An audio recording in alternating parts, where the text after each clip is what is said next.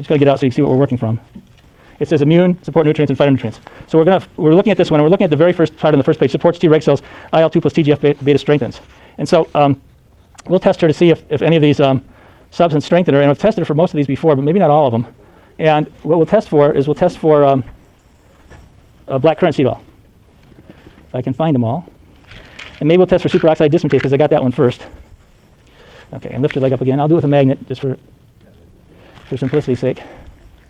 And it doesn't show superoxide dismutase. And where is the black currant seed oil? Well, it was here earlier. I apologize. There it is. Lift your leg up again, please. Push hard. And it does show black currant seed oil. Interesting enough. We'll test this later to see if she really needs that or not. But black currant seed oil will support Treg function. And so now what we're going to do is we're going to make a correction. We could test the other ones, but just going to try to make it not a lot of time just testing these. I've already tested on most of these things. That's why I went to the black currant seed oil first. Huh? Yeah, she's already on it. So it shows like you're taking it regularly. So she might need some more. How many are you taking? Do you know? 1 3 times a day. 1 3 times a day should be enough, but she might need some more. Is it that little one that's kind of a squishy capsule? So it's a capsule, it's a gelatin capsule, it's got oil in it. Yeah. So maybe she needs more. There are a couple that I don't have with me. I don't have cordyceps and reishi. I'm not sure I've tested on both of those, but I would test those if I had them, but for some reason I didn't bring them. I don't know why. So we're going to then make the correction by having her touch her throat and treat, it'll be a set point for the throat. It could be an IRT to the throat, but we've already checked there's no other IRT, so put your fingers of this hand on your throat, right like this, and hold your arm up. Resist as I push down. And it's usually stomach 1, push. So I'll tap stomach 1 a couple times, and it causes the positive finding you see on the set point, touching and tapping weakens. So you put both your hands on your throat on the right, if you would, on the right though. Okay, and I'm going to tap here.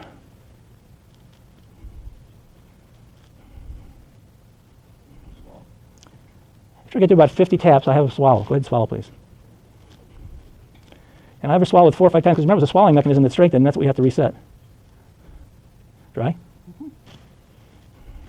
I have tea over there. Give you a second. Did she take any insulin? I don't know. I'll ask in a minute. Go ahead and swallow again. Mm-hmm. So it's always good to have a little squirt bottle of water or the patient's own tea. Just put a little bit of that in your mouth. Don't swallow it yet. Just hold your mouth. Okay, and put both your fingers right there again, please. Good. Swallow. I'm going to get one more swallow out of this. Can you do it? Okay. And another sip. Another sip. Okay, swallow. Okay. See, 4 or 5 times swallowing is enough. Okay, take your hands away again. Lift your leg up here again. Push up hard. That strengthens that. Go ahead, put your hand in your throat again, just to make sure we fix the set point by tapping there again. So the set point is fixed. That's good. And now, if you would be so kind as to lie on your back again, please.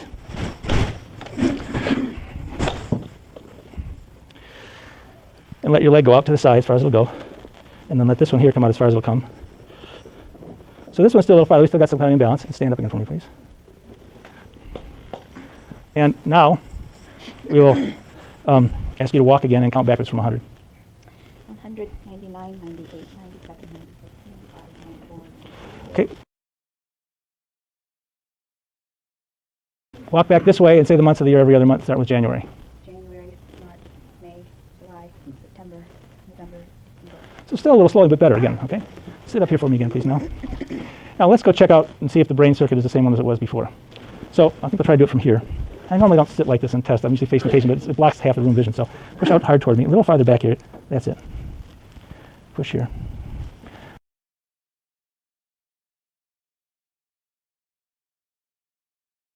So the right supraspinatus weakens, as it did before, with autogenic inhibition. Push. And when I rub the right cortex reflex, it also weakens it with autogenic inhibition. So that's changed. Push hard. Now when I rub the lower one on the cortical process, the right brain reflex, it causes autogenic inhibition to not weaken. So it changed the location of the reflex we have to test. So that's what happens. That's why we do to be efficient. I practice sometimes inefficiently just to check all these possibilities out, so that I can tell you that to practice efficiently, you check these things in order we set them in before you even check the right brain, left brain stuff, unless you just want to play around and see how things change. And then but now you identify the reflex which was different than before, and we'll use that one as our indicator. I'm also just going to go ahead and recheck on the left. It's possible to have both sides, not often, very, very infrequently, but possible. So I rub the brain reflex on the left, autogenic inhibition weakens. I rub the cortex reflex on the left, and autogenic inhibition weakens. So that's okay. Now put your fingers right on this place right here, like that. So now let's go back. And let's check and see if there are any any cytokines, or well, neurotransmitters we should do first because I like to do it in that order. Again, I've treated her, so it's possible she could show a neurotransmitter factor, but not as likely because she's been treated by both John and me, and so it's more likely that's been cleared. But what I'll check is I'll check histamine again with her because one thing, it's the first one I came to, but also we found it earlier. Usually I check glutamate and aspartate first. Hold here. But histamine's okay. I like to check glutamate and aspartate together because they work on the same receptor, and saves a little time. They're okay. And I can check dopamine. It's okay. I can check epinephrine. It's okay. I don't think we're going to find a neurotransmitter issue. Check serotonin. It's okay. And there are a couple of others we could check. I'll check glycine. Cool. But they're all okay. And GABA. And there are a couple of others we could test. You could test taurine, for example, which has neurotransmitter activity sometimes. But it doesn't have a neurotransmitter problem. And it would surprise me a little bit if there was, except for histamine because of the food reaction. It would surprise me if there was a neurotransmitter reaction because it's been cleared by now. She's been treated more than a few times. We'll check for the cytokine challenge now. Do it in any order. I like to start with TNF alpha. That's negative. I'll then go to interferon gamma.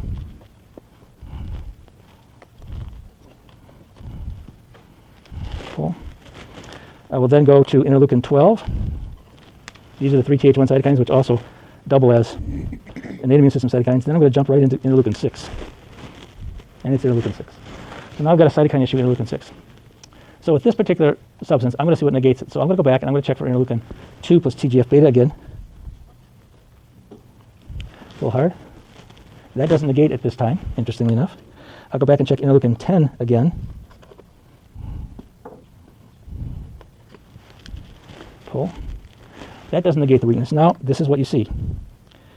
Interleukin 6 is a pluripotent cytokine. It can act as a Th1 or Th2, or it can act all by itself. It's kind of an interesting one. Every once in a while, it'll strengthen someone who needs more immune system activity, but more often it's a big culprit. And so anything could negate it, but it is an innate immune system cytokine. So it's a Th1, Th2 innate, it's pluripotent. But I'm going to say, okay, let me see if this is an innate immune system reaction, and I'm going to test other innate immune system cytokines to see if any of them strengthen her. Well, I already tested the TNF alpha, interferon gamma, and interleukin 12. They didn't weaken her. They might strengthen her, but I'm going to jump right onto interleukin 8 because I haven't even tested that one yet. That's the other one. And maybe interleukin 1. So I'll test with interleukin 8, and interleukin 8 strengthens her. You can say lucky guess maybe, but I've also treated her before. But so sometimes I just test them all until I find it. But interleukin 8 strengthens. Now we're confronted with finding a substance that supports interleukin 8. And again, I didn't bring the whole pharmacy with me. So we'll have to find out which substance, which is on the last page for interleukin 8, might help that we have in stock. Now these interleukin 8 substances are mostly ones from my own experience by trial and error testing different substances to see what would work, what would negate the weakness. And I don't have all these things here, but I do have tocotrienols and tocopherols. So I'll start at the top of the list. You can make this list arrange any way you want. This is a random list. It's not an order of importance. Put your fingers right here again. Pull hard. It's not tocopherols. Pull. It's not tocotrienols. Well, she's taken already, but we can try it. Pull. It's not skullcap, but she was taken already, but she was taken by currency and it showed up too.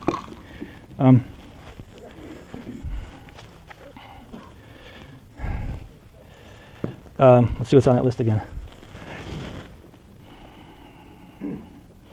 Well, there's ginger, but she's taken ginger. Could be probiotics. That'd be a good one to try.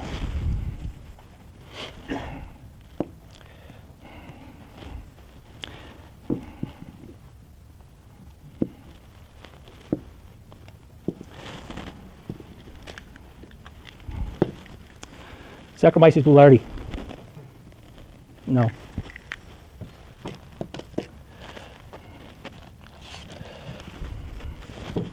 And I'm trying to find the other probiotic, which was here a minute ago. Did anybody take that Lacto Plus? Okay, we don't have it. Yeah, it could be vitamin. Oh, wait, here it is. Here it is. Pull hard again. Yeah, it is probiotic. So it's Lacto Plus, which has got 3. Pull. Lacto Plus has 3 strains of bacteria in it, and a freeze-dried. It's Lactobacillus acidophilus, bulgaricus, and bifidus, and so that one strengthens her. So we may need to do something to help to change feedback from the GI tract. Now we've got a nutrient that strengthens to support the interleukin 8. Now what we have to do is we have to find out what the structural neurological pattern is. Okay. So I want you to focus your eyes on a point in the distance, Mary Beth. Pull hard. Look at the tip of your nose. Okay, look straight ahead. Stick your lower jaw forward. Pull hard. Pull your lower jaw backward. Pull hard. So we did 2 sympathetic, 2 parasympathetic challenges and didn't show up. It's not that. Tilt your head that way, please. Put it in lateral flexion, pull hard. And if lateral flexion would affect the right brain, I would expect it would be that way since compressing the facets drives the left cerebellum to the right brain. But we'll check it both ways. Pull hard. Okay, head straight again now. So that doesn't show up, so we have to go to semicircular canals. Now, turn your head, actually take your head this way, and I'm going to have you turn it and leave it where I turn it to the left and leave it there. Pull your arm in. And it's not the left lateral canal. The reason I'm checking the semicircular canals on the left first, and almost always, is because these challenge the left cerebellum, which then comes up to the right brain. Okay? Sends to the right brain. Okay, let your head go back. There's the right posterior canal. It is right posterior canal, 2 in 1 day. It's interesting. So now there's something going on in the right posterior side of her body, and we'll just try the right anterior canal. Forward, pull hard. And it's something on the right posterior side of her body, left posterior side of her body, excuse me, left posterior side of her body. So how do you find it? Well, the best way to do is just kind of rub over the sections until you find out where the problem is. Pull your arm in. I just kind of start with the spine. It doesn't have to be the spine, but I start there. It could be ribs. It could be farther out, some of the muscles. Pull. Oh, it shows when I get down to her left sacroiliac, I'm just rubbing like that on the whole area, on the spine, rub the left sacroiliac, and it negates the weakness. There's something going on to the left sacroiliac that's driving an imbalance that's affecting the left posterior canal, so that's not firing properly to the right brain. See? Okay, good. Take your hand away. So now, what is this? Is it a subluxation? Well, I'm going to pinch over the sacroiliac and see if it's maybe a subluxation. It doesn't show that. Still could be because I might have to put her prone. Sometimes in a weight-bearing position or non-weight-bearing position, if you pinch for the FRA pattern, it's different when you change positions. So it could be. I'm just going to rub over that area. Pull hard. It would make it be a set point technique. It's not. Rub and pull in, resist. Not set point technique. So it makes me think there's more of a mechanical lesion there. And I'm going to have you lie face down if you would, please. There's a place for your nose in there.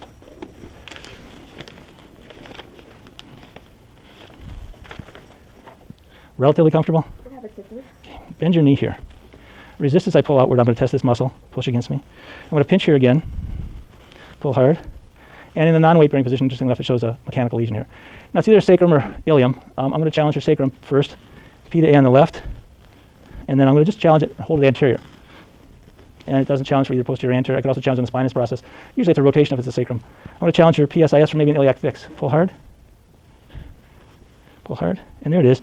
When I push from medial to lateral, I get a positive challenge. This would probably be associated with a neck extensor on this side. Lift your head up, please. Turn your head this way. Resist as I push down. Okay, that's good. You can put your head straight again. So that's what we find, and that's going to contribute to the feedback from the proprioception on her left side not making appropriate connections to her right side.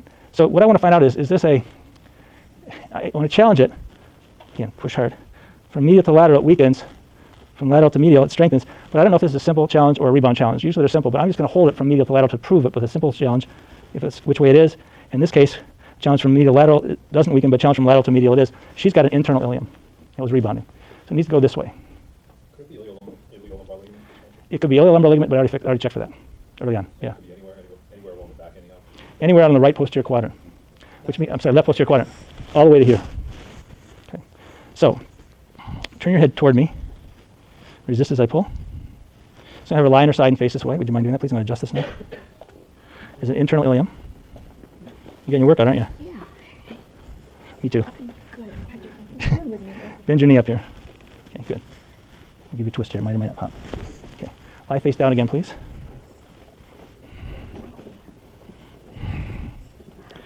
Bend your knee up again. Pull hard, resist. That's good. Lift your head up again. I'm being too brutal on you. Turn your head this way. You do know you're hurting me, right? Okay. Push up hard. Where am I hurting you? Well, down here. Where I was pushing on you? Yeah, it was sore. it was sore because it was kind of out of alignment there. Okay. Yeah, you have to tell me if it hurts you too much. Let me know. I'll try to be easier. I can take it. Okay, but if it hurts you, you tell me. I don't want to hurt you on purpose. Okay, sometimes I have to hurt you. I don't want to if I don't have to. Okay, so now, that's good. Sit up again, please. Which way? And face the, with your back toward where I am now.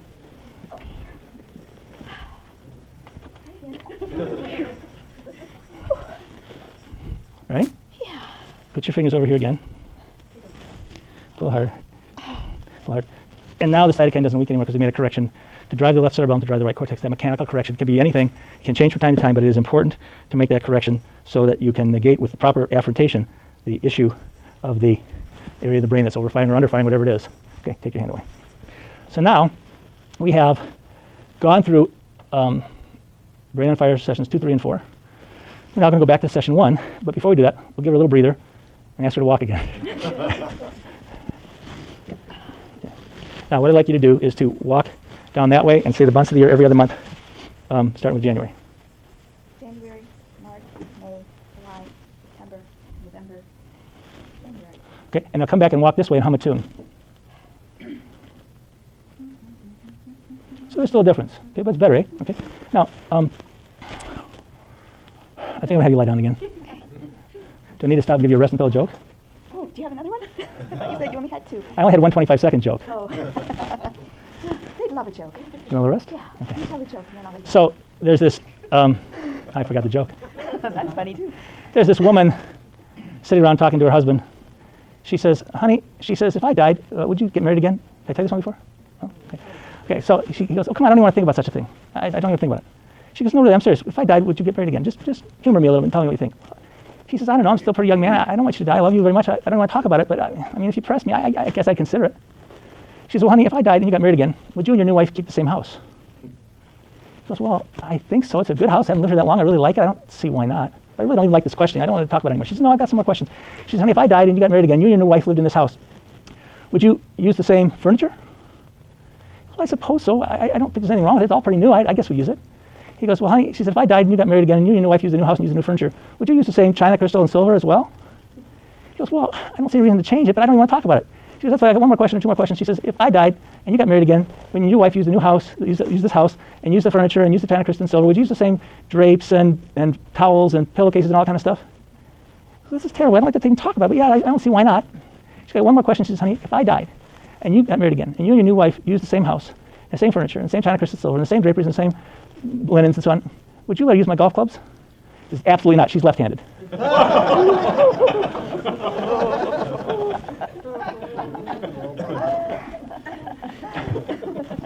How soon is the funeral? Line your back in for me, please. So now we're to the point where we're going to go to what we did in Brain on Fire Session 1 using the TMJ as diagnostic indicator. Recall we still have some issues with the left brain. We haven't checked everything that we checked earlier, but things are better. Resist here as I pull. I'm going to test a strong indicator muscle. We already had her jaw go sideways. I'm going to ask her to open and close her mouth 3 times. Open and close your mouth 3 times. Pull hard. Okay? Now, just to make sure, because she had a problem with her jaw not being an indicator as well before, I'm going to have you nod your head up and down 3 times, which is on the same circuit as opening and closing your mouth 3 times. That's okay. I want you to stick your jaw forward and back 3 times, please. Push hard. Good. I want you to lift your head up and down off the table 3 times. Again, checking 2 versions of anterior posterior movement. That's good. We've already checked lateral. I'm going to ask you to bite your teeth on the right side, please. And we'll challenge the ileocecal valve. Bite your teeth on the left side, please. We'll challenge the Houston valve, and there it is. It's more central. Teeth together on the left side. And this causes a challenge of the Houston valve. Now, I'm now going to see if there's something, it's usually the liver gallbladder circuit, usually the liver on the right side, that will negate this, that's driving the mesencephalon on that side from the right. So bite your teeth on the left side again. I'm going to rub over the liver-referred pain area, and it strengthens. I'm going to pinch over the liver-referred pain area, keep your teeth together tight, push hard.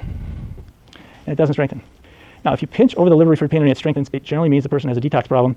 Most of the time, you go through this QA step 19, go through all the different detoxification pathways and identify the nutrients that are necessary. If a person has rubbing the liver-referred pain area strengthens, then you're going to look at 2 things primarily: cholesterol issue and cytokine issue, where the liver is not detoxifying cytokines like it should. So I am going to challenge her liver by testing, in this case, because rubbing weakened, I'm going to test by checking her pectoralis major pectoralis major sternal muscles. Now, when pinching the liver strengthens, it drives the liver to overactivity, and the pec sternals will be unable to turn off. So you can't use the pec sternal for liver detoxification methods, treatment procedures, because the challenge substance will drive it over, it won't weaken. But when it's either cholesterol problem or a cytokine problem, then the pectoralis major sternal can be used as the indicator. So what I'm going to do is I'm going to pound on her chest, do a thymus thump, which would be stimulating the thymus and the immune system to make more cytokines, and see if there's a cytokine issue. Push hard. And it's not. Now, you might think it would be, and it very likely could be because of her symptoms, but it's not. So the next thing I'm going to do is I'm going to challenge her with cholesterol, homeopathic cholesterol. Stick your tongue out and push hard, and it weakens her. Okay, now stick your tongue out. What I'm going to do for facilitating this effort is I'm going to test with the magnet, because I want to cross-check 2 substances against each other. So I'm going to cross-check the cholesterol. Push. Well, let's cross-check the cholesterol with the probiotic that worked before. Because if there's a GI imbalance, it causes the cholesterol in the diet to be converted to bile salt analogs. The bile salt analogs feed back into the cholesterol, into the liver, and turn off cholesterol metabolism. So a lot of cholesterol problems are really secondary to gut problems. I think most of you are familiar with that. Push hard. But it's not the probiotics. Let's try her for something else that might correct cholesterol problem. And it's not vitamin A from that source. Now, there are 21 things that will negate a cholesterol problem in our book, on the QA book. Push. One of them is choline. It's not choline. So what's going to happen is, yes, it might be the black currant which we found before. Push. Again, push hard. you know, it's a little bit stronger. And maybe the reason that it's not super strong, but stronger than it was. And maybe the reason she needs black currency oil is because there's still a cholesterol issue. Maybe we do need to increase the dose to help metabolize the cholesterol. But that's what we would do. We'd find that. And we'd check then resveratrol, because resveratrol is a real good cholesterol mobilizer. We'll check 2 different kinds of resveratrol, and because I have 2, because sometimes they test differently. Resveratrol doesn't work. And then I'm running out of things to test, but I have polycosanols I don't have with me, unfortunately. I have niacin 100. Niacin, it's not niacin. And I have pantothenic acid. It sometimes could be pantothenic acid. Push. It's not pantothenic acid, but then it's worthwhile sometimes to test the activated form of pantothenic acid, just like it is for folic acid. Again, push. There's a new finding. Pantothene. The activated form of pantothenic acid works. Now, I'm going to do this for both me and you, but also for my treatment of her. I want to see if this is how important this is. And this is a time where I actually might do this in my office. It's kind of just my way of doing it, but I'm going to test her. Whoops. Don't get your fingers caught between the 2 magnets, Wally. I'm going to test her with this. I'm going to see if it changes the range of motion. I want to see how significant this is, because this is a new thing for her, and this might be really important for her. And I can get a little fix on if it's important, not if it changes, like maybe the hip abduction. Let your leg go out to the side again. Okay, well, that one's actually a little more than it was before. But let's see about this one. Pull out hard. You know, they're both symmetrical, so I don't know if I'm going to find anything here or not, but that's better than it was, and they're even. I want them even more than anything else. Put a little of this pantothene on your tongue. Not bad. Just taste it. Don't choke on it, please. It's going to suck on it. Let your leg go out the side again. It's too bad. Okay, let it come out again. It doesn't really change anything here. So it doesn't give me a big hit. It's really going to make a huge impact on that, but I'm going to keep it in the back of my mind, and I might test it again later. So go ahead and swallow that, please. You lied. You said it wasn't bad. I don't think it's bad. Here, you want some tea? Yeah. Yes, sir. I wasn't going to say anything yet, but yes. You notice he's not having the reflex pattern so much, right?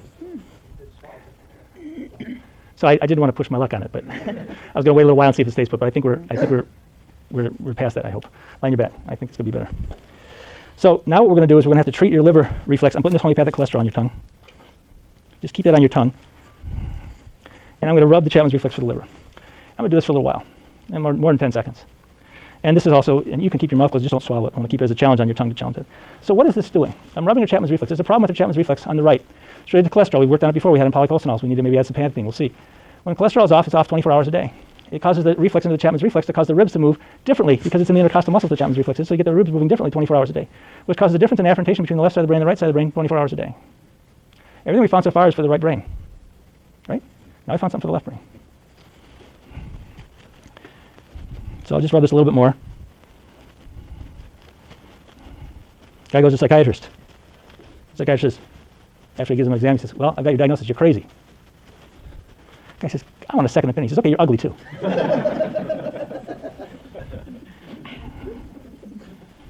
It's tender out here. So it's tender all the way out. So I'm doing this a little longer. If you have a percussor, this is sometimes you might want to use a percussor, especially if it's painful. And when there's a cholesterol issue and I've treated it before, I might likely treat it again a little bit longer, the second time, third time.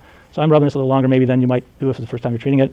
If we had labs on it and knew what a cholesterol was, we might take an opinion of how long to rub it. And I also many times teach patients to do this at home. Take it home, rub it, put some cholesterol on your tongue. It could be a little piece of butter, a little piece of cheese. You can't eat that stuff anyway, but be a piece of animal fat, and just rub this spot every time you eat a meal that has any animal fat in it or cholesterol in it. And if it's really high, have them do it at home. Like maybe they're doing that 2 or 3 times a day, but it helps to reset the liver circuit and helps to keep the metabolic activity of the liver towards cholesterol in the proper direction. Okay. Hold your arm up here again. Push hard. Stick your tongue out, please, Mary Beth. Okay. Now, once again, I'm going to test the pectoralis major clavicular now, straight across, and bite your teeth on the left, and challenge that Houston valve again. Okay, good? That's okay. Now bite your teeth on the right.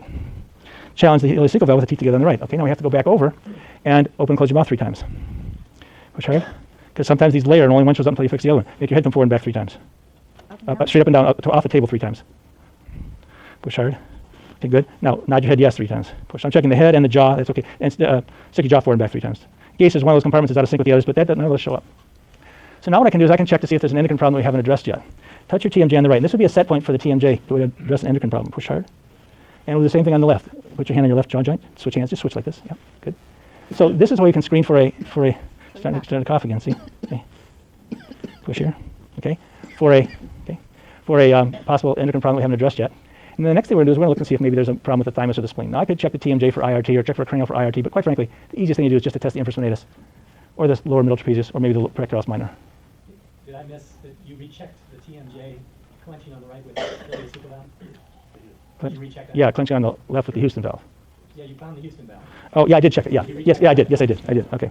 So bend your elbow like this, please. Let your teeth touch together. Push your wrist that way. Push the wrist that way. Teeth together. Doesn't seem to be an infraspinatus weakness. I'm just kind of making a little shortcut here. And bring your arm up over your head. Push your arm down to the floor. Teeth together. And then out here, teeth together. And there's not a middle or lower trapezius weakness. Okay. Now bring your arm across this way. Push against me as I check the pectoralis minor. So it doesn't appear that there would be any immune system circuits that would be malfunctioning at this particular juncture. So I've gone through brain on fire steps sessions 1 through 4 and gone through that whole page, unless I missed something, which I don't think I did. So I covered all the bases of everything we taught in this course, and then some of the other things that we do in the quintessential applications program. And we could actually go on and go down some of the QA things, but this would be really enough for one treatment for most of the time. I'm going to check her spine, however. Make sure I've got all the spinal things intact. Check all the major organs and sit up for me again, please. So I'm going to use FRA, challenging for the spine. And here's something here between her shoulder blades. And this might be why the reflex is coming back, because the anterior thoracic will definitely compromise the rib motion, hence the diaphragm, hence the cardiac sphincter. Okay, I'm going to ask you, adjust this, that's okay. Put your feet up here. Here? Yep. Cross your arms across your shoulders. Keep your chin on your chest. Fall back against my hand, against the table, and now drop back. Okay, good. Something pop in there? Okay, good. Swing your feet around that way.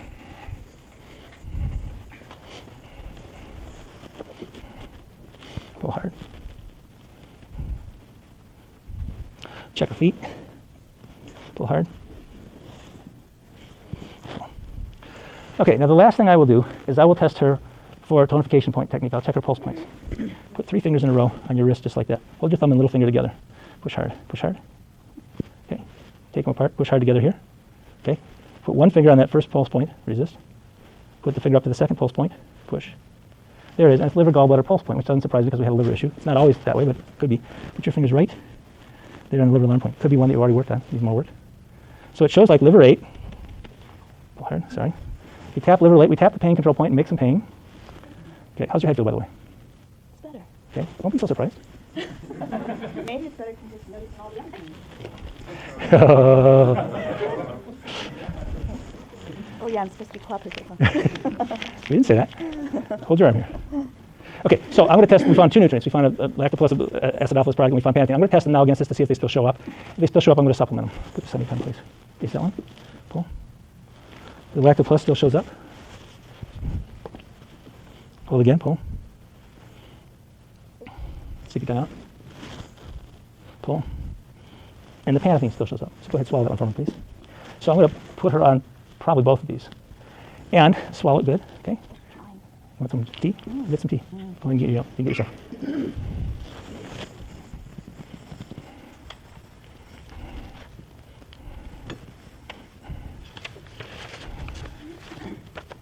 Okay. Sit up here again, please. I'm going to tap this about 100 times. Lightly. It's a pain control point. You don't want to create pain. Yes, you are. That hurts? Not too bad. At that level, it's okay? Okay. You may lose count. I'll probably have to do it longer I don't now. notice I have a headache. Yeah, maybe the other parts hurt so bad she doesn't notice her headache anymore.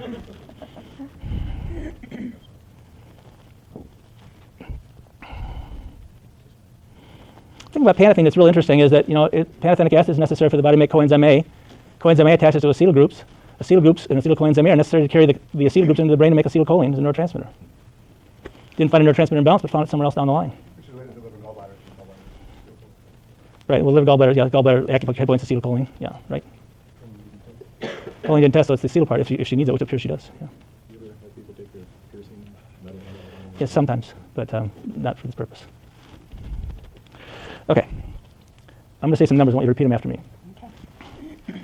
4269178. 426-19748. Okay. Try this one. 3694123. 3694123. That was kind of an easy one. Let's try another one. 8672914. 8672194. Okay, and try this one. Try this one. 7324680. 7362480. Okay. Woo! Give me credit. That wasn't right. Was it right? No. Oh! Stick your tongue out. Taste that real good. Extra treat. So she was pretty good before, pretty good with the sing song. Let's try the left brain again. Okay. Here we go. 4263197. 4362197. 2197. with panathine in your mouth, puffing it out. Oh. So you can see changes sometimes, even in the brain activity. You put the right substance in the mouth that affects the brain neurotransmitters. That's kind of cool, eh? Yeah, yeah. We'll try one more number and then swallow. 2963178. 2963178. I always think that's the coolest thing when I put a nutrient in the mouth and all of a sudden they get the numbers again. That tells me that she needs that for some neurotransmitter activity. Yeah, we'll do that in a minute, yeah. Take any NSAIDs? Celebrex or ibuprofen or any of those things? You don't, do you? No. Okay. Walk and see the months leader starting with February every other month. Ooh, starting with February? Yeah, I don't want you to get used to it too much. Okay, Okay, February, April, June, August, October, December. okay, so still a little hesitancy there. Okay, and now stand here and face, which way did we face before? Toward me or this way? Okay, face over. This way? For the Romberg? Okay. So face this way. Okay. Okay, stand on your left foot and we'll do it with eyes closed again. Get steady and then close your eyes. Okay, and do the left one again.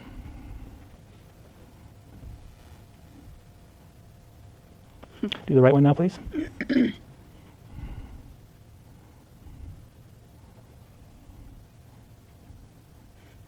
It's really about the same. Is that same stuff? Oh, I haven't gotten rid of the taste from the last time round. Well, you got enough of it out of there that we didn't have the response. Let's see if we get a response from it this time. Taste that and that. Stand on your left foot again with that on your tongue. Close your eyes when you're ready. And do it again, please.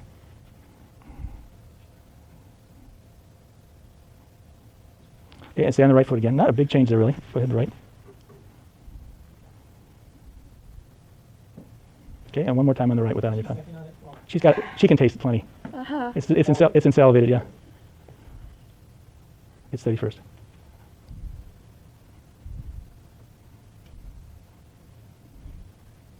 So that's pretty much close to what we did when we started. Say the months of the year again with that on your tongue. February, every other month. Mm-hmm. February, April, May, June, July, August. Okay, that's fine. And come on back this way again. Swallow that. You can wash it down if you like. No, one more to test.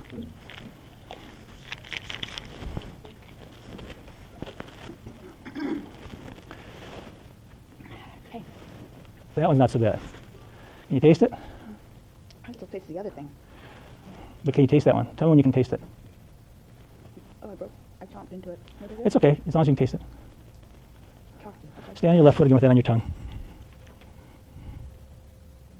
Close your eyes already. Do that one again, please.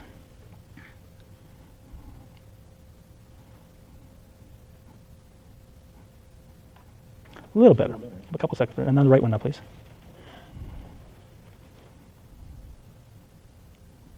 And again on the right, please.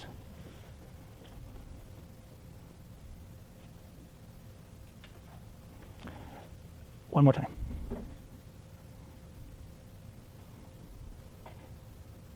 It's not really changing that one. And start to fatigue a little bit. Still with that on your tongue. Walk up that way, please, and say the months you're starting with February every other month. We're almost done. February, April, June, August, November. Okay, so that doesn't really help that anymore either. So you can spit that up, Mary Beth. When you find something that definitely helps, like we did with the panathine and the 7 numbers, then you definitely know you got a winner. But the fact that she strengthened on those and strengthened kind of all the way through, I'm still going to have you take that.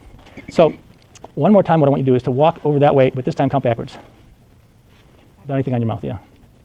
100, 99, 98, 97, 96, 95, 94. So better than when we started with that, but not quite as good as hum. Come back this way. Still better with humming. So there's still some work to do. Maybe we need to get the levels of some of the nutrients up. Maybe we need to get the level of the cholesterol down to bring that back into balance, because it's circulating in your blood all the time. But definitely some changes. We see a slight change in the Romberg, not a lot. Significant change in 7 numbers and significant change from the beginning with the gait pattern. Anything else you want me to look at? I don't have a clue. Headaches better. Oh, you know what else we should do? Go ahead, lie on your back. We'll just check your just throw it backward. That's my trash can over there. Like that? Yeah, please. Straighten your legs out again. And let it go out to the side as far as it'll go. That knee straight. Okay, and then here again. We want symmetry. We got symmetry. That's what I want. Okay, thank you very much. And probably a little less of the reflux too, all things considered, than it was before. Thank you very much. I think we're done with you. I'm going to give you some panathine to take home with you. I'm going to give you a couple of these pills to take, so you can start taking them. The ones that strengthen you, the bad tasting one. You do need to put it, roll on your tongue and taste it, or bite it between your teeth so you get a little taste of it. Yep. Can't just swallow it? Nope, you need to get a little taste of it. You don't have to taste the whole thing. And the same thing's true with the other one. You just suck on a little bit before you swallow it. The one that's called Lacto Plus, it's like a time release thing in your intestines, but you still taste it when you take it. And you don't have to chew it up because I want to release according to swallowing it mostly whole. But the other one, I want you to take it. I'll give you a few of these to get started. Do you have a place to put them? A baggie or something like that? Nope. Wrap them in a Kleenex for you. Okay. So what we're going to do is, it's time for a break. Yeah, let's take a break. Let's come on. Okay, we'll take a break. We'll come back. We'll do questions. Thank you. So let's review a couple things about this case now. If you have any questions. This patient had issues on both the right side of her brain and the left side of her brain. The right side brain issues were more apparent, and when we fixed the right side of the brain, it brought enough balance into the left side of the brain that she walked better with the left brain and gait. But there still were issues in the left brain. The issues in the left brain could be from a number of different things, but I think it was significantly related to the cholesterol, which has been elevated in her before and found out in her before, and that's then driving that rib motion that's driving the left brain. There may be other things as well. When we finished with her, she had a symmetry and about 5 degrees more of hip abduction. Symmetry is what I care about more than range. Her headache was gone, even whatever I put her through. I put her through a lot. I mean, I don't know. The reason I stopped and told the joke is she was tired. Yep. She was pooped. And also, there was a significant difference in the reflux that was noted, but then it started to come back a little bit. But so that without saying anything about that, I was observing that, and I think you all saw that too once we mentioned it at least. So there's some significant changes. Now, the Romberg was about the same. She was going about 6 seconds before, and she hit about 7 seconds afterwards, but on the left foot. But the right foot, the longer she did it, the worse it got. Did you notice that at 3 times it got worse? She was fatiguing. On the left foot, she got to 7 seconds, and the next 2 or 6 or 5, she was fatiguing. She'd have been a patient I'd given oxygen if I had it here. And I'd give her that in the office because of that fatiguing. And then she probably, what usually happens in those cases when they're fatiguing after you finished with them, then you give the oxygen, they at least go back to when they started. Sometimes they're worse when they started because you fatigue them, you put so much input in their cerebellum that it just is fatigued some more. So then you give the oxygen and it brings them back to where they were, or sometimes it makes them dramatically improve because you made all the other changes. But she was fatiguing on that Romberg test. Her 7 numbers was improved afterwards. She thought she'd done it well, but she missed a few numbers that one time. But the panathine definitely helped that. That was kind of cool, actually. And she had, she really didn't have much response to the acidophilus, but for reasons that it strengthened her all the way through that every time I tested it, and also that she had the cholesterol issue, I kept her, put her on that as well. And the panathine, we'll have to see how she does. There are, I've seen the 7 numbers thing change with just treatment, without any nutrition at all. And I've seen it change with nutrition, without any treatment at all. Put some on the tongue to do the 7 numbers, but that's pretty dramatic, when you do that. She's had that 7 numbers improve before, and it's wound down again on her as you saw today. So it was better than the last time I saw her, by the way, when we started. So that's just a few things that I wanted to say, especially notice the fatigue, because we did put her through a lot, especially for her. I mean, I worked her pretty hard and up and down and all that stuff, but she was in a fatigue state at the end. Yes, sir. How often do you usually see? I've only seen her, 2 times, John? 3 times? 3 or 4 months. This might have been the 4th time. 4th time? So I've seen her 3 times in my office. When I first see her last summer, I think. And she sees you and sort of alternates a little bit sometimes between us, and so that's one of the reasons I had her come. I had a couple people in mind, but I had her come because I knew she'd feel comfortable with John being here as well. All the strange faces, she'd see at least one friendly. So any other questions? Okay, yes, sir. Before, definitely, I don't know what was the tea that she was drinking, but whatever she was drinking, Oh, yeah. I think might have been a for her. Yeah, and I just decided it was getting long, and I didn't want to run that up the flagpole. I would have probably been better off if I would have found her some water to drink to clear out her mouth, but I think she might have been having a little reaction to the tea. I'm not sure if that was the case or not, but it might have actually been causing, when she had that taste in her mouth after she washed down the panathine, it might have caused some of the fatigability. I'm not sure. I don't know. It would have been interesting to test it, but you only had so much time and she only had so much energy. I only had so much energy. So, but that was the good thing about her picking her, and I thought this would be the case, is that we got every piece of the whole process all the way through in one patient. So, we don't have to all do it on one visit, as I say, but the things started to happen right when we fixed the first switching factor, so to speak, and kept changing. So it was a pretty good demonstration of techniques. You could have wished for maybe a more spectacular response, but we had a significant response in a person who has some issues going on, and we're trying to jump in the way of them and keep them from getting any worse. And she has ups and downs, but the downs usually come every time I've seen her. She has been better in some ways, but worse when she presents with some parameter I'm testing, Romberg or something, and she's always had the food allergy reaction. So the solution to her problem is going to be avoiding the foods and or fixing her immune system so she can tolerate the foods better. Okay, should we go on? Oh, mark your calendars now. Ski seminar, March 12th to 14th, Snowmass. There's a picture of the entrance of the place. We have the DVDs Putting Out the Brain on Fire sessions 1 and 2 are now available. 3 will be available in the very near future. Very near future. Week and a half, and then when that gets out, we'll have the ones for this weekend as well when Bobby gets around to getting that done. It's quite a bit of work, and he does a fabulous job on editing those things, and you get all the little wisps and sounds and stuff out and everything that are present, and it's really high quality, and I would appreciate you getting it and take as long as you need to because we get a really good product. And also, I'd like to thank Bobby and Carrie Bro, the videographers. They're very multi-talented, have a huge natural healthcare website you should visit, twobros.com. And I talked about that last time, but I mentioned it again this time because some of you weren't here last time. So, let's talk about the importance of proper afferentation. Lack of neuron receptor stimulation, whether it be excitation or inhibition, leads to changes in neuron firing. So you have to have stimulation of the receptor in the cell membrane. And when you stimulate the receptor in the cell membrane, things change inside the cell to keep the cell healthy. They fire it either towards excitation or inhibition, but they also do metabolic changes inside the cell. And in the neuron, if you don't fire the receptors, then the cells don't fire. When treating a structural problem, note that IRT has a net excitatory effect in the cerebellum or the central nervous system. Acupuncture head point techniques, set point, location quality memory technique, and emotional tapping techniques have net inhibitory effects. So let's look at this. This is the intracellular effects of afferentation. Here we have a cell membrane. This is what goes on outside the cell. There are receptors in the cell here, receptors. They are stimulated by neurotransmitters released from action potentials, from hands-on type manipulative treatment and from other reflexes and from conscious activities. But their receptor, one receptor fires, stimulates a neuron, stimulates the next receptor.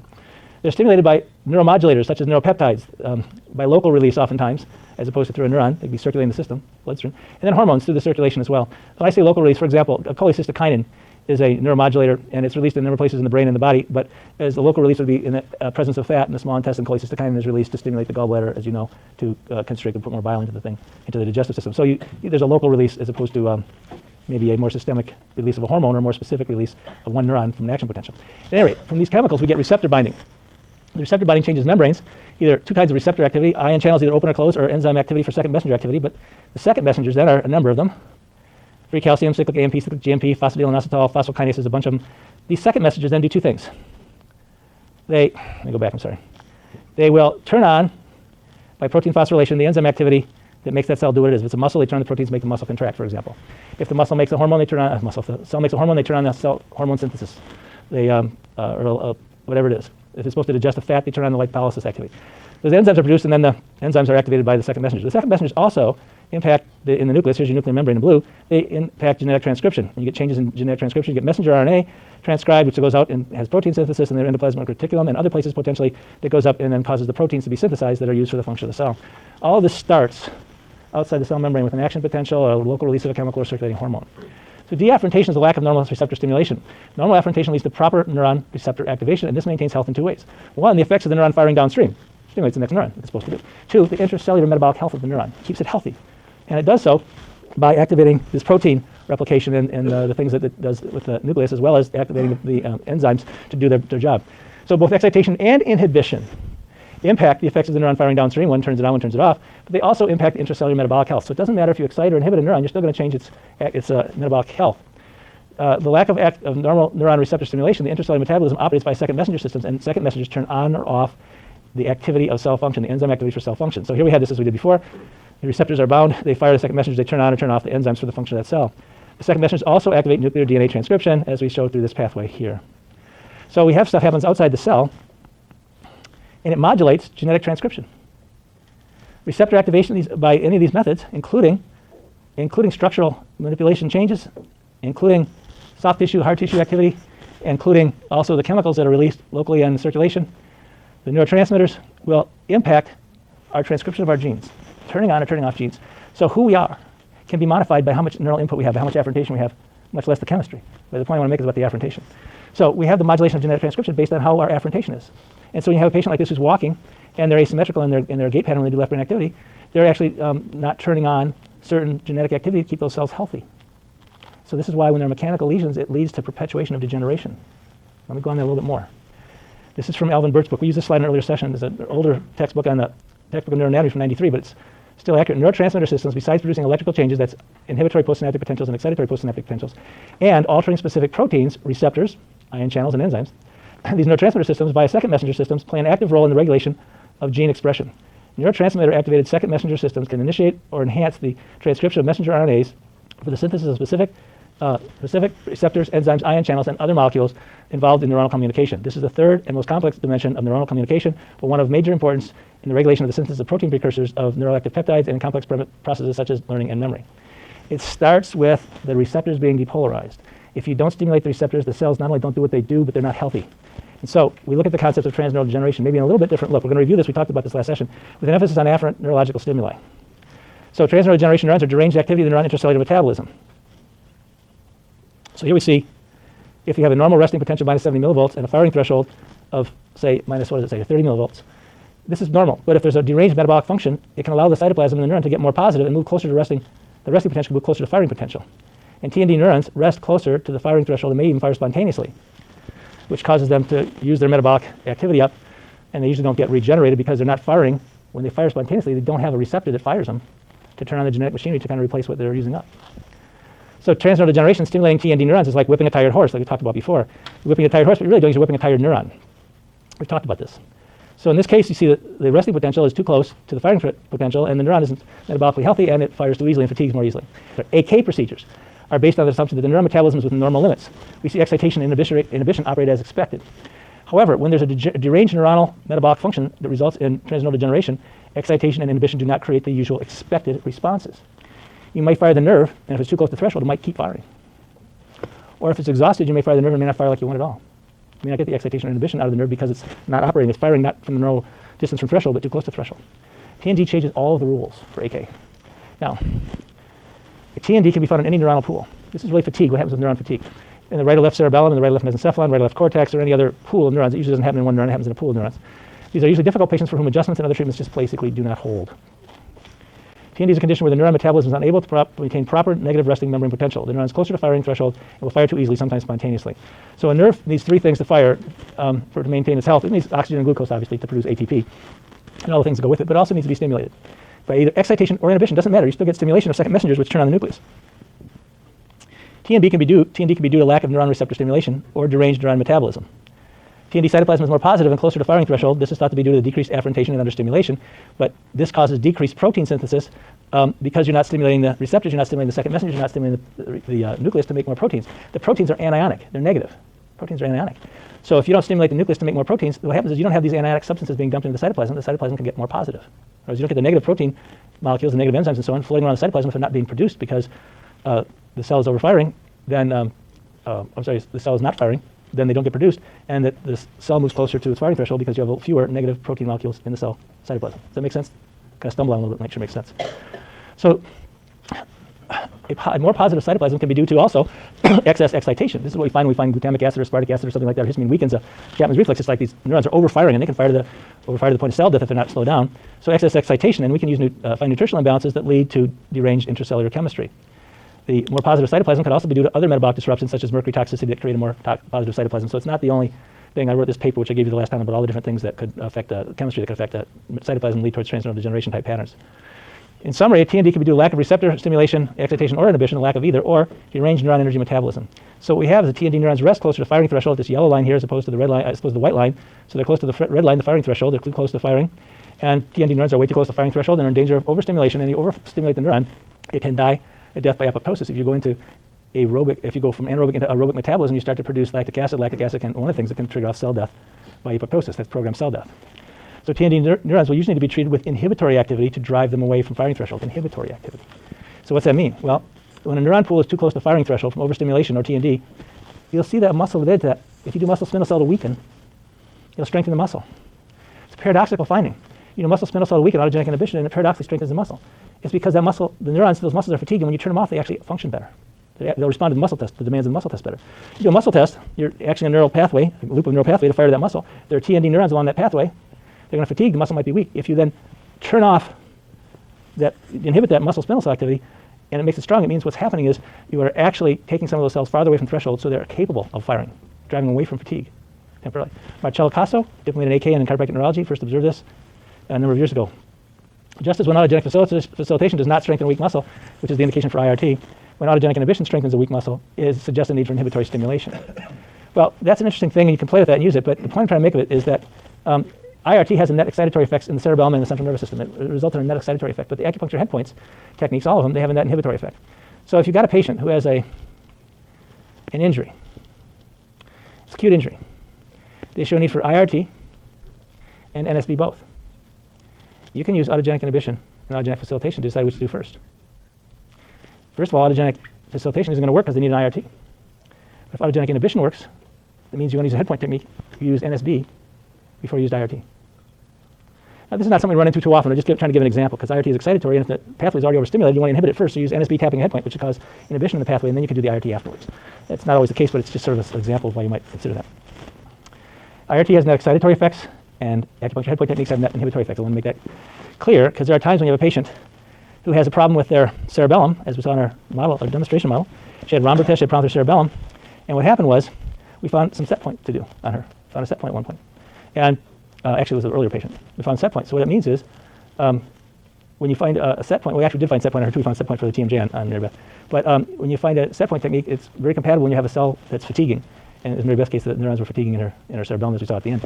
So it's just to give you a little idea that these techniques are not necessarily identical, that the one IRT has an excitatory effect. And that's why we said the only bad cases we've ever had, the only bad outcomes we had with injury recall technique, were on patients who had too many injury recall techniques done at once and overwhelmed their system. Only been a handful of those. But it's because the net excitatory effect has stimulated neurons which were fatigued and they had bad reaction to the treatment. Usually if they had multiple injury recall techniques done at multiple places around their body, it was just overstimulation. So that's because it's excitatory. You're probably not going to get too much set point technique because it's going to be inhibitory to the pathway. You're not going to fatigue it. When you inhibit, you're going to take it away from firing threshold. So we have three factors to maintain neuron health: oxygen and glucose, and stimulation, excitation, inhibition. Sensory stimulatory stimulation can be excitatory or inhibitory. TMD type metabolic issues may arise from decreased stimulation, either decreased excitation or decreased inhibition, either one. They may be because of increased excitation beyond the patient's metabolic threshold, where they drive the cell closer to the threshold, driving to exhaustion, or deranged intracellular biochemistry. Excitatory and inhibitory sensory stimulation is necessary for activation of DNA transcription. This leads to synthesis of anionic proteins, negative proteins, which create a negative impact on the cytoplasm, driving the neuron farther from firing threshold. So if we stimulate TMD neurons, we may, if we don't overstimulate them, activate protein transcription and drive them farther away from threshold. But we got to be careful we don't overstimulate them. We can actually do IRT and other excitatory techniques like adjusting and other things and get a good effect as long as we don't overdo it in the patient if they're in transneural degeneration. Ultimately, you have to stimulate the neuron somehow. However, excitatory sensory stimulation can also drive fatigue cells to exhaustion and death by apoptosis, programmed cell death, if you do too much for that patient's threshold. Excitatory sensory activity, although it's necessary for normal cell health, can, in the presence of deranged metabolic function, drive fatigue cells to overfiring and or repeated spontaneous firing, which leads to more exhaustion and fatigue, more fatigue and exhaustion, and potentially even death by apoptosis, programmed cell death. So you can possibly adjust a patient or do IRT to a patient, do some other stimulation to a patient, and drive them from the stimulation, excitatory stimulation, even closer to the threshold, creating a worse problem. Now, you'll know about this because when a neuron is too close to firing threshold, it will fire too easily. This puts the cell in jeopardy of overfiring, as we said, and cell death by apoptosis. However, before the neuron fatigues, it may be whipped into a burst of activity. And a manual muscle test response will show strengthening temporarily, but treatment won't hold. This will mislead the average AK doctor when the patient has recurrence over and over again. So if you have recurrence over and over again after treating a patient of a problem, they keep coming back with the same thing, same muscle weaknesses, do autogenic inhibition. And if it strengthens and you know that area that recurs is because the cells are fatigued and overstimulated. That's the way you would do that. When a neuron pool is too close to firing threshold, from overstimulation, muscle spindle cell to weaken will paradoxically strengthen the weak muscle. This is a clue to use inhibitory therapy, set point technique, LQM, or even emotional points which you tap the head, rather than excitatory activities such as injury recall technique or adjusting. Is that typically just one muscle or relying on muscle? Yes, is it typically just one muscle, or it could be many muscles? It's typically one muscle. It's part of a, could be part of a pattern though. So you could have like a psoas and a pec, which are both flexors, and they both will respond to that. Or you could have a psoas and a lat, which are part of a gait pattern, which is over-facilitated. So it could be one muscle, but it could be also more muscles in a pattern that, all these different patterns we have. So the point is, if you do find it in one muscle, it should raise your awareness that maybe there's some fatigue somewhere. Now, the beauty of the QA protocol is that they're built in. I knew all this when I developed the QA protocol back in the early 2000s. Actually, it developed from the 1990s on. But when I was developing it, I put in steps in there, an order of function, so that if there were fatigue neurons, you would treat them in a way that would inhibit them before you treated them to excite them. It's built in there. I mentioned this in the last session. You don't talk about it much, but it's all built in there. So there's certain things we do like with the immune system. Why do we treat the immune system when we do? We treat the immune system when we do because when we rub the thymus or the spleen reflexes, it causes the net inhibition in the mesencephalon and midbrain. Everything runs through the midbrain. It just doesn't stop there. It runs through it at least. So it protects the midbrain by treating the immune system before you do any adjusting from over-adjusting. It protects the midbrain from doing any treatment procedures that you might do, such as treating the bowel or the endocrine system or something where you stimulate it, which caused maybe an excitation in the midbrain. By treating the thymus and the spleen or possibly the lower sternum, it already inhibits those or pushes those farther towards away from firing threshold. So when you do fire them, they're already protected. It's all built in there. Lots of places that are built in there like that. Inhibitory sensory stimulation makes the resting potential more negative. So it calms down fatigue neurons and gives them some rest. So no matter what, if you send inhibition, it's going to drive it away from the threshold. First of all, the inhibition is going to drive away from the firing threshold, but then the effect that you're going to have of the inhibitory activity by second messengers, activating protein transcription, is even further going to drive the cell cytoplasm by making more anionic proteins farther away from the firing potential. So if patients too close to firing potential, inhibitory activity can drive it away in two ways. One by creating the inhibition, which drives it to a more negative state, and the other by making more anionic proteins. So if you have a TND patient, they need careful monitoring. Overstimulation of metabolically challenged neurons will result in undesirable outcomes such as neuron fatigue and exhaustion. We did a little bit of that with our patient. We did a little bit of that. That's why I would have given her oxygen. It wasn't so bad. I didn't put her through having to do a lot of deep breathing because it wasn't so bad, but it was there. So she'll be fine when she just rests after we finish treating her. But these may be monitored by autonomic windows on neurological functions, such as looking at pupillary reflexes, which I didn't do with her. There's just too much light in here to do that. Heart rate. Sometimes I'll measure pulse oximetry and I'll see the heart rate go up, or I'll see the percent oxygen saturation go down if the body's requiring, the brain's asking for more oxygen. Increase pulse and decrease percent oxygen saturation. Or respiration, just yawning. If you treat a patient, they're yawning, if you have oxygen, give it to them. If not, have them do some deep breathing. And that's a good clue if you treat a patient that you've overstimulated a fatigue pathway, and make note of that for the future. So when you excite transnodal degeneration neurons, you drive them closer to the firing threshold just because that's what happens. You fire them. So we could see then an evaluation for the fatigue, evaluation for fatigue of these various neuron pools. We can look at these different things: heart rate, blood pressure, pupillary reflex, as I said, and oxygen. And response to oxygen will then strengthen those patients if they have weakness. Palate elevation is another thing which we haven't talked about in this class, and respiration, yawning, and you also see sometimes that you get a strengthened response, but if you do the repetitive muscle testing like aerobic testing or anaerobic testing, it will weaken. It holds, but it doesn't hold very long in TND patients. You know, it's the story I've said before. Patient walks to the car, they come back the next time and say, by the time I got to the car, my symptoms back. I tell them, walk faster. You know, doesn't work. So again, IRT has excitatory effects, and the acupuncture head points techniques have inhibitory effects. Was there a question? Yeah. You have a patient for the Raglan who goes from supine to E. That's a good point. If you have a patient where you're doing a Raglan test and they go from lying to standing, and their systolic pressure goes up as expected, 5 to 10 points, but their diastolic jumps up, and maybe their heart rate jumps up, does that mean there's TND somewhere? I never thought of it that way. It's possible. What that usually means is there's some weight-bearing subluxation, foot or sacroiliac, or some big weight-bearing pattern, and that's what drives that diastolic up. More often foot, but could be anywhere. So it could also be that. I hadn't thought of that. It's a good thought. Yes, Robert. You have weak muscle, you have injury, so orogenic facilitation strengthens, but then you check orogenic inhibition, and that strengthens too. Is that how it works? Yes, that's it. If you had a patient who had a weak muscle and they had a need for injury recall technique, but they also had a fatigue pathway, autogenic facilitation would not strengthen like it should, but autogenic inhibition would strengthen. Yeah. I wouldn't do IRT to that patient. I would try to find some other technique like set point or something to do first. But what I really do is I do the techniques in the Beyond IRT seminar, which we're not talking about. I have a slide that mentions it, but the Beyond IRT seminar addresses what to do for those kind of cases. Here it is, right on cue. Techniques from Beyond IRT seminar also have net inhibitory effects in the cerebellum and the central nervous system, so we can do those. Many QA systemic nutritional factors will drive the intracellular metabolism away from firing threshold and protect against TND, as I had mentioned. So the TND discussion was excerpted. This discussion was excerpted from, we did three, we have the Beyond IRT webinar that I've done as recorded, but we have 3 webinars we did on Beyond IRT, Carrie McCord and I did. And the entire 3-session webinar, Beyond IRT webinar series can be watched online. You can download it, and there's the information about it. And if you want more information on this and some other things that are relevant to what we'll talk about a little later on today and tomorrow, you can get those webinars. There'll be some of those same topics, although they're about Beyond IRT, are relevant to the topics we're talking about with the brain on fire. So, now we'll have some fun. I don't know what. Synchronizing the body's compartments. During BOF Brain on Fire Session 1 assessment using the TMJ as diagnostic indicator, it is valuable to assure that the TMJ is in synchronization with the other body compartments. I call them compartments, I don't know what you want to call them. So the head and the neck, the TMJ, the eyes, the pelvis, and the spine should all be in synchronization. They should not, when you move into those parts, create a weakness, but if one part causes a unique weakness throughout the body, they all should cause the same pattern of weakness. So if flexion extension causes a weakness in one, you'd expect flexion extension to cause weakness in the other. The exception is if there's a spinal subluxation and you flex and extend the spine, then you could have an issue with a local problem. But in general, these are systemic issues. Mesencephalic reticular formation areas has areas which are areas for pre-programmed movements. The parabrachial nucleus is the area of this. And these are things, again, we talked about in QA and previously, so I'm just sort of reviewing them. We have an area when you fire in the parabrachial nucleus, there are neurons that cause the rotation of the head to the right or the left. You don't have to think about firing each muscle individually, they fire as a group. There are muscles that cause in animals that we fire in the raising of the head and the body, like extension. So there are action muscles for flexion and extension. Also, then there's the flight or flee reaction, which is flexion. Then also turning of the entire body, which is actually kind of like gait pattern sort of. So these pre-programmed areas of movement in the mesencephalon, when you fire those neurons, they then diverge out neurologically to a whole bunch of muscles that make the action happen all at once. So you have to think about or fire every muscle with each individual neuron. They fire these neurons for the movement, and the mesencephalon pattern generators take care of the rest. So we have these concepts of centering the spine. The original center of the spine patterns were flexion, extension, lateral flexion, and rotation or gait. Any vertebra can move in those 3 planes: flexion, extension, lateral flexion, and rotation, which is related to gait. I know vertebra can sometimes move in translation, but we leave this out of this discussion. So the patterns here are generated by pattern generators in the midbrain, mesencephalon, and they should all be in synchrony if they're coming from a central pattern. But sometimes things get in the way of the body being in harmony or in synchrony for these different movements. Mesencephalon reticular formation creates bilateral problems, creates bilateral patterns. So you see bilateral shoulder problems, bilateral arm problems, bilateral hand problems, or bilateral hips or knees or ankles or feet. When they're bilateral, the first thing I think of is this coming from the mesencephalon pattern generators? Doesn't have to be. It could be a unique bilateral problem. It could be a problem like a subluxation in the spine that's causing bilateral activity. But a lot of times when there are bilateral symptoms, the problem is arising in the mesencephalon. So we check for things like injuries, visceral problems, including endocrine, like we talked about in Brain on Fire 1, and then immune problems. These are all things that can affect the mesencephalon, and these are really from Brain on Fire 1.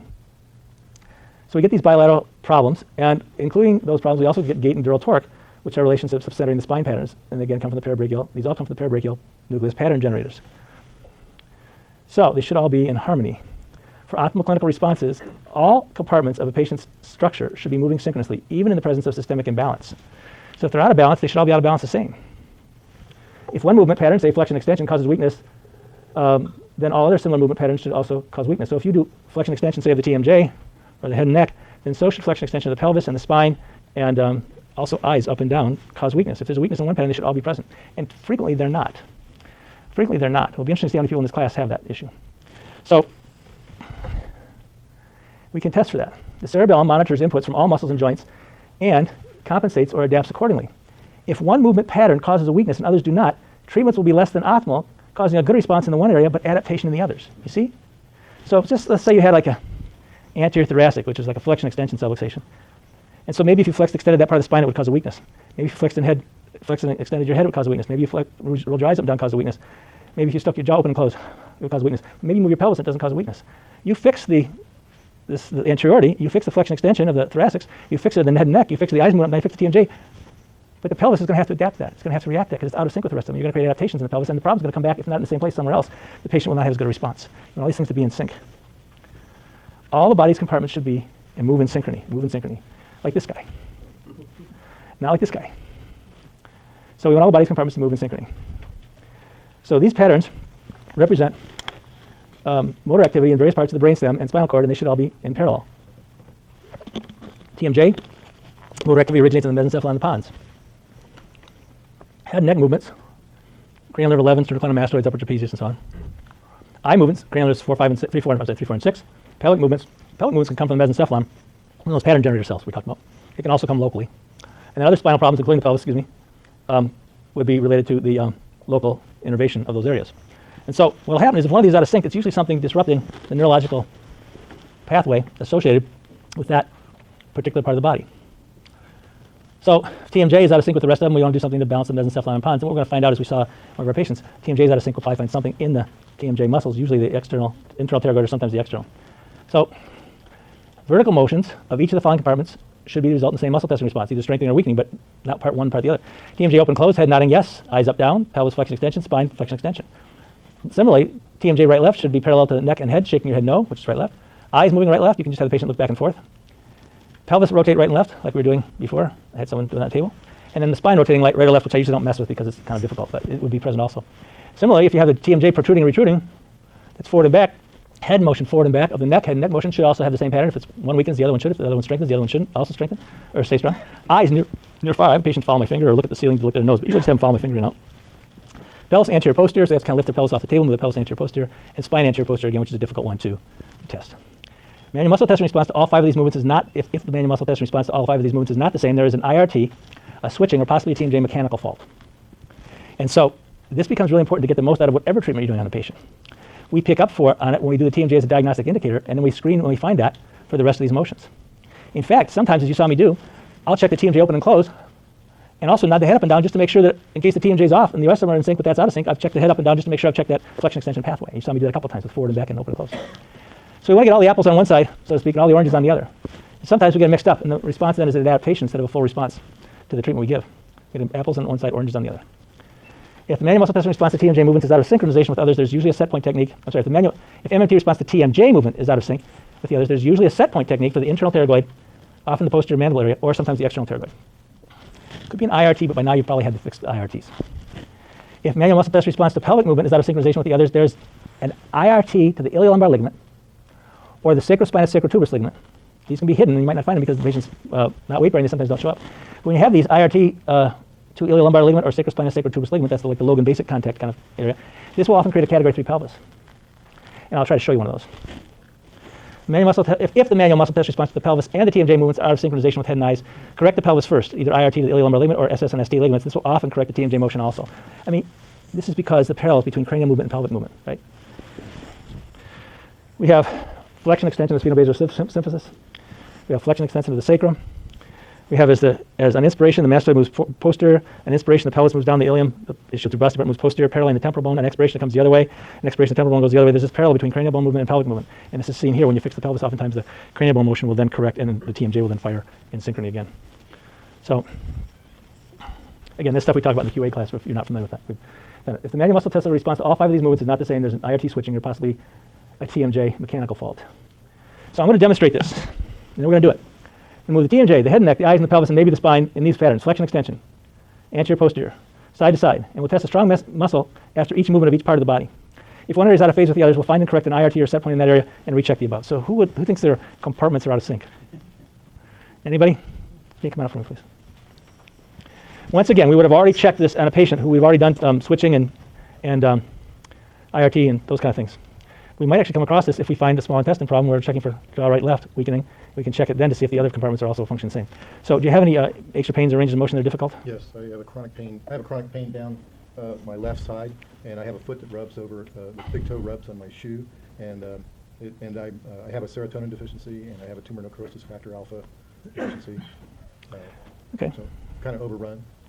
Yeah, it's an interesting thing, and some of you are familiar with this, and I don't want you to pay attention to it if it's like late in the day and it's like overload, but we talk about the relationships of the gait patterns, the links between the nervous system and body chemistry, and pituitary and pineal. For all the links between the nervous system and body chemistry patterns, lateral flexion and flexion extension, for all those patterns, there are endocrine factors, but there also are neurotransmitter factors. And left gait, this simulates the same thing as serotonin. Right gait is norepinephrine. So when we walk, we serotonin, norepinephrine, serotonin, norepinephrine. It's part of keeping the body in balance. So if you have to do, if you find a person who's got a left gait problem, it's parallels. It fits with the idea of maybe needing more serotonin because you're not getting enough stimulus of those pathways. I can't tell exactly where they are, but I learned this in the 80s and it's held true for a long time. So does it hurt you to do anything? Does it bend over or anything? Yeah, I have a constant pain in my left sacroiliac. Okay, can you bend forward and down? Does it hurt? Not as much. Okay, can you lean back? Does it hurt? Somewhat. Go sideways. Does it hurt when you do that? Yes. The other way? A little bit. So we got something to measure. And again, we'll just have to see what he finds. Lie on your back for me, please. Take your glasses off, too, please. Let me do this.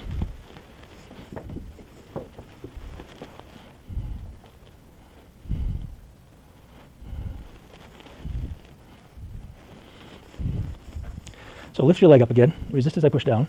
So there's a weak psoas. Now I want to make sure that maybe there's not an injury recall technique pattern, but there may well be. Bend your knee up. So I'm going to do muscle spindle selectivity on the psoas to strengthen it, see if it strengthens. Lift your leg up again. Resist.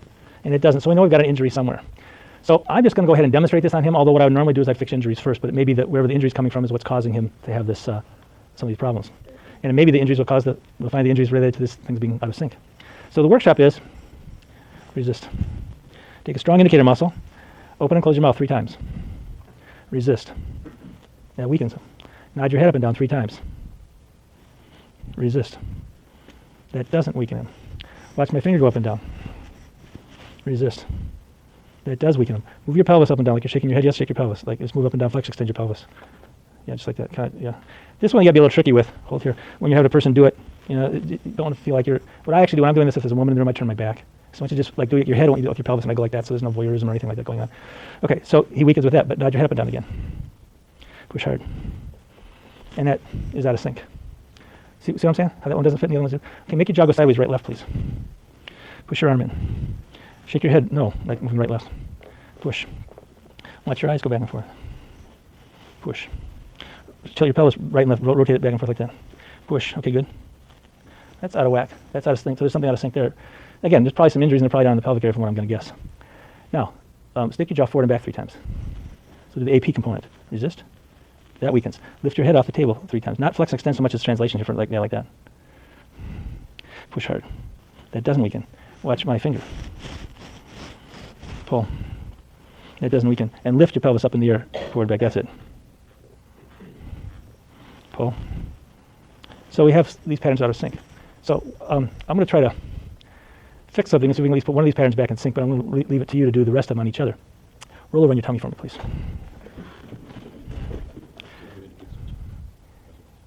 Well, it's a type of switching. It doesn't necessarily create switching as such. It's not really what you call switching. Like we think of switching as right-left, but it's just things out of synchronization, which is a little different than switching. Bend your knee up here. First of all, resist as I pull. Resist as I pull. There's not an IRT iliolumbar ligament on the right, on the left I mean pull, but there is on the right, so we got an iliolumbar ligament IRT. I'm going to challenge the sacrospinous sacrotuberous if I may. I'm going to push on the bone that you sit on and push up in your ligaments up here if that's okay. Is that right? Yeah. Okay. Challenge the talus, resist again. So I'll do like a Logan basic contact from the ischial tuberosity. What I tell patients, I said, I'm going to go to the bone that you sit on, and I'm going to push out some ligaments that run up from there. Is that okay? Because you're going to sort of a sensitive area. They always say yes. Hold here. Resist. So he's got a sacrospinous and sacrotuberous ligament on the left side. So this can explain some of the pelvic derangement and maybe some of the other things as well. He might even have a category 3. Bend your knee here. Category 3, you challenge the ASIS on one side and the L5 toward the same direction. Challenge ASIS from A to P. So I'm going to go to the right side now and challenge ASIS from A to P, but twist the 5th lumbar spinous process to the right side. So I'm sort of challenged for a right posterior 5th lumbar to challenge the pelvis in a direction away from the 5th lumbar, and we get a positive category 3 challenge. So I'm going to fix the IRTs. Now, resist here as I push out. Origin insertion IRT on the iliolumbar ligament.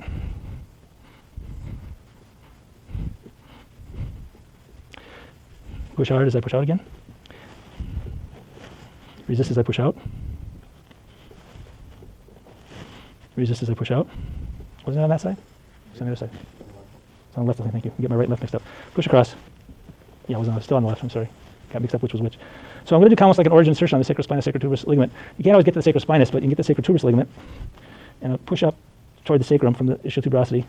And this is like a hard Logan basic. You know, Logan basic is a finesse technique. The origin insertion like that. Resist and then IRT. Good. So we fix that. Put your leg down. Bend your knee up. Is that correct? Yeah, that corrects the challenge for the category 3. On your back for me, please. Now I forget which ones we had before, so I'm just going to check them all again. Open, close your mouth 3 times. Resist. Nod your head up and down 3 times. Resist. Move your eyes up and down. Resist. Move your pelvis up and down. Flex and extend your pelvis. Okay, push. That's good. Take your jaw right, left 3 times. Move your head right, left 3 times. Watch my fingers go back and forth. Push. Rock your pelvis back and forth. Okay, push. Stick your jaw forward and back 3 times. Push hard. Lift your head forward and back 3 times off the table, not flexion extension, but yeah, that's it. Push. Watch my finger. Push. Now lift your pelvis up in the air 3 times, up and down. Push. So that brought all 3 of those flexion extension, lateral, side to side, and flexion extension, rotation, and AP movements into sync with each other. Stand up for me again, please. And now, your shoes were on before, right? Yeah. Let's put them on before to keep the parameters the same. Okay.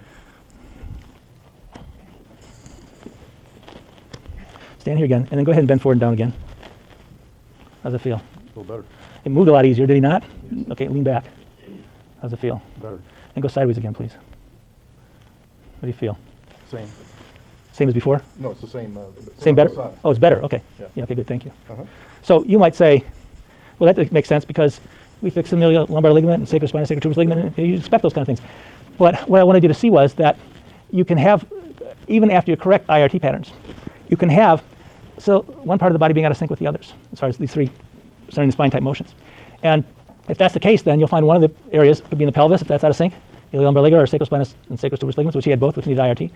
If the jaw doesn't weaken, jaw motion doesn't weaken, but head and neck does, or the rest of them will be flexion, extension, rotation, doesn't matter which one. If the jaw is out of sync, then usually what you're going to find is you're going to see that there's going to be a TMJ, internal or external pterygoid knee for set point, usually, tapping stomach horn. It'll bring it back into sync. And if it's the eyes, you're usually going to try to find some kind of upper cervical problem. The eyes. Head and neck is rarely out of sync. But if it is, you think in terms, again, of a cervical subluxation or something.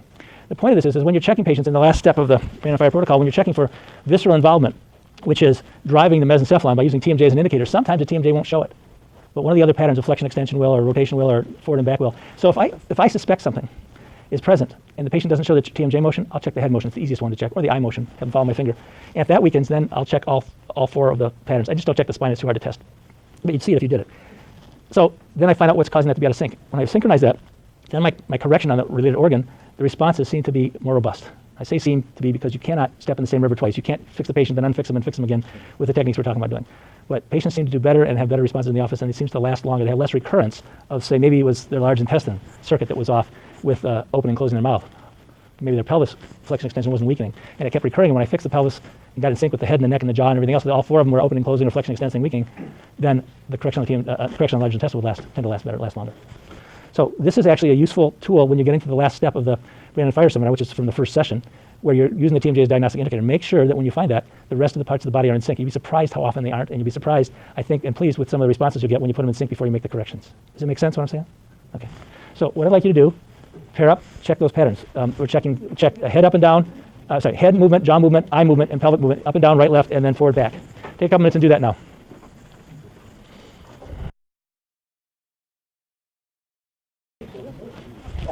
How many people found there was asynchrony in some of the parts that they were checking? Raise your hands. Yeah, a lot, half or more. That's what I kind of expected. So it's not uncommon is my point. And granted, we haven't gone through some of the preliminary procedures. And just fixing IRT will fix some of those things. But certainly there was a pretty high prevalence of it in this group. And I think you find a relatively high prevalence of it in your patients lower after you fix injury recall technique and switching. But still there. So to sort of summarize what we've done today and thus far, 3 factors in the brain on fire patients: the neurotransmitters, inflammation, and the neurological stimulation. We always fix the injuries first, correct switching first, correct the K27 patterns, the hyoid, and the small intestine always contribute to neurological disorganization. And then we correct the right brain, left brain patterns before we go on as well. That's from session 2. And that then clears the way for a better assessment of where in the brain the problem is, on the right or the left or what part. So here's the summary of the whole thing. And this is kind of that summary of that one page that I had up. I'm just going to go through it. We fix injuries and switching, including small intestine. If we get the small intestine early on, then we can actually check for the small intestine. We find maybe a indicator of small intestine problems by pinching or rubbing the small intestine visceral referred pain area, but we can also find it by moving the jaw sideways. And if that's positive, move the head sideways, and the eyes, and the pelvis, just like we talked about, and fix that bend if it's there. And you'd be surprised, it's there fairly often. Then we correct the right brain, left brain patterns, which is in brain on fire session 2. So we had the patient hum or count. We check to see, depending on which type of response, which neurological type of muscle testing is it. The patient started testing or the doctor started testing. If the patient started testing strengthens, then it's going to be related to an endocrine problem, a thyroid or steroid problem related to cortical issues. They relate to those. And then if it's going to be type 2 strengthening, so to speak, a G2 type strengthening, only and not a type 1, or it's going to be a patient started testing, then we have to evaluate, is it related to immune system function or nutrient function? And what we learned is that when its immune system function is altered, the relationships of right brain and left brain activity to the immune system will be reflected in a pattern which shows up in the throat and the swallowing mechanism. This is probably through the vagus nerve, probably via vagus. We didn't say it before, but there are places that different types of studies that show different parts of the brain affect different parts of the immune system, and there's probably one out there that would parallel what we find with the vagus. There are studies that show about different parts of the brainstem affecting different parts of the immune system. Well, then we find that related in swallowing. If that's the case, then swallowing would make the muscle, a weak muscle, strong. Make it strong, straight, strong, all types of strength. Not any funky testing, all type 1, type 2, type 3 strong. Then what we have to do is we then have to use that weak muscle, or if it's the left brain, or if it's a right brain pattern, we use the challenge for the throat. We find a set point pattern. Use a pattern to find something that weakens, a cytokine that weakens if it's the right brain pattern, and one that negates it. If it's a left brain pattern, we find something that strengthens it. We just find the simple, left brain. It's shown that the left brain, left cortical activity, as it functions, increases immune system function. The question is, what part? Right brain activity, when it functions, decreases immune system function, but what part? So what we do is we identify with the weak muscle and or the throat challenge. If it's a left brain activity, we find out which cytokine strengthens and which nutrient supports that. With the right brain strengthening, the right brain is supposed to suppress something. So we find out what's over-functioning and not being suppressed, and then what negates that, whether cytokine negates that. So that's the difference with the swallowing mechanism. And then we treat by swallowing in the set point technique for reset the swallowing mechanism, but we have to reinforce that with the appropriate nutrients that support the cytokine. And then we're into that's session 2. Now we're into session 3. So we find the supraspinatus muscles. We test with autogenic inhibition. Usually it could be weak in the clear, looking for a lack of weakening. And then we find out which Chapman's reflex is present, and we therapy localize with cytokines first and go through that process. And then we therapy localize with neurotransmitters, or it could be the other way around, neurotransmitters first and then cytokines. Find a cytokine or a neurotransmitter that weakens, and then one that negates it, find the nutrients that support the cytokine or the neurotransmitter that strengthens. But when we do that, then we still have to find out where's the neurological input. What is the source of stimulation that we can do in the periphery, usually periphery, that will stimulate that part of the brain in the way that it needs to be stimulated to bring it back towards normal firing? We might have to do something that causes excitation, which might be IRT, which you should have already had fixed, or an adjustment. We might have to do something that causes inhibition, maybe set point technique. But we find out by challenging the Chapman's reflex and then seeing which of the following functions takes place. We use the autonomic effects by doing near-fire vision for sympathetic and parasympathetic, or parasympathetic sympathetic, draw forward and back for parasympathetic sympathetic. We do those challenges. If it strengthens, we find an organ which matches the needs for the autonomic effect. So if pulling the jaw back strengthens, then some organ's going to need more sympathetic effect, and we use the visceral referred pain areas to pinch those to find out which organ it is, often digestive, but could be anywhere. If that doesn't show up, or if it does, we can then continue on and we can do lateral flexion patterns. And the neurological structural factors, centering the spine patterns one way or the other. Typically, if you've got a right brain problem, you would find a centering the spine problem to the left. Not always, but typically to the left, because that compresses the facets, which drives the cerebellum on the left and then drives the right brain. If you have a problem with the left brain issue and lateral flexion strengthens, typically you would be for lateral flexion to the right, which drives the facets on the right to drive the cerebellum on the right to drive the left cortex. It doesn't have to be that way, but typically that's what you find. So I always check just to save time. If it's a right brain problem, I lateral flex to the left first when I'm checking for that to see if it's positive. So it doesn't necessarily mean it's switched. It just could be the endocrine system can be complicated. So sometimes you have to fix what you find present at the moment. If that doesn't show up, or if it does, you can then continue on and measure the semicircular canal challenges, which we're going to get into tomorrow. So basically move the head in different positions and do the see if the head in the different position that activates each of the semicircular canals, the lateral, the posterior anterior canal on one side, the lateral posterior anterior canal on the other side. If one of those canals will strengthen, negate the challenge of the brain reflex. Now, typically, if it's the right brain, you're going to test the challenge with canals, semicircular canals on the left. If it's a left brain issue, you're going to challenge with the semicircular canals on the right, rotation, extension, and flexion. We'll detail that a little bit more tomorrow. And then you have to find out what the lesion is in that quadrant of the body that negates the weakness. So if the patient has their head go forward and right, there's something in the right front side of the body. It could be from the toe up to the top of the head, but something on the right front side of the body that's not firing properly that's impacting the left brain, which is the structural component, the neurological component that we can identify and treat, which helps to restore instantly those cells to their previous or more normal state. Then, if we don't find the semicircular canals, or if we do, we can check for the immune system by having the patient therapy localize the reflexes. That's the easiest way. It's a shortcut, but that's the easiest way. For the immune system, for the spleen or the thymus, or the lower sternum, but usually it's spleen or thymus. And then finally, there could be a TMJ mechanical fault that has eluded us up to this point. I didn't even talk about that except it's on the list. When we finish those points, then we continue with the quintessential applications protocol, picking up at steps 5 and 6 and doing the pattern of brain on fire 1, where we start to do the TMJ rate motions and the things we just talked about just now, and finding what organs related to that. So that's the sort of the whole thing. Now, you know, I do this in one patient visit. The patient comes from out of the country. Not all of it, most of it. But because I'm only going to see him for a couple of days and never see him again, or out of state or something. But you don't have to do it all in one treatment. You can work your way through it. Especially when you support the nutrients that you find as you go along, it probably makes the patient show up better the next time. You don't have to do as many things if you do it in small bits and let the body heal itself with the nutrition that you find.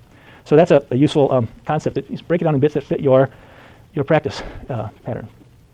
So we have the 3 factors in the brain on fire, using the brain Chapman's reflexes to assess neurotransmitters, inflammation, and neurological stimulation. We're looking for altered sensory activity, either overfiring or underfiring patterns, and we can do the 4 patterns that we talk about here: autonomic function, lateral flexion for endocrine, semicircular canal firing for structural neurological faults in the related quadrant, and then the immune system like we talked about. That's where we're going to pick up tomorrow. I will see you in the morning. Have a good night. We'll start at 9 and go till 2 tomorrow. Thank you very much.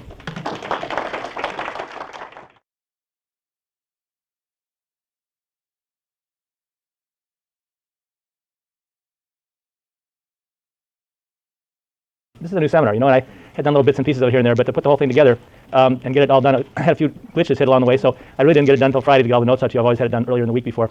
But just as hard as I was working during this week to get this thing off the ground, so was Ann. So, thank you.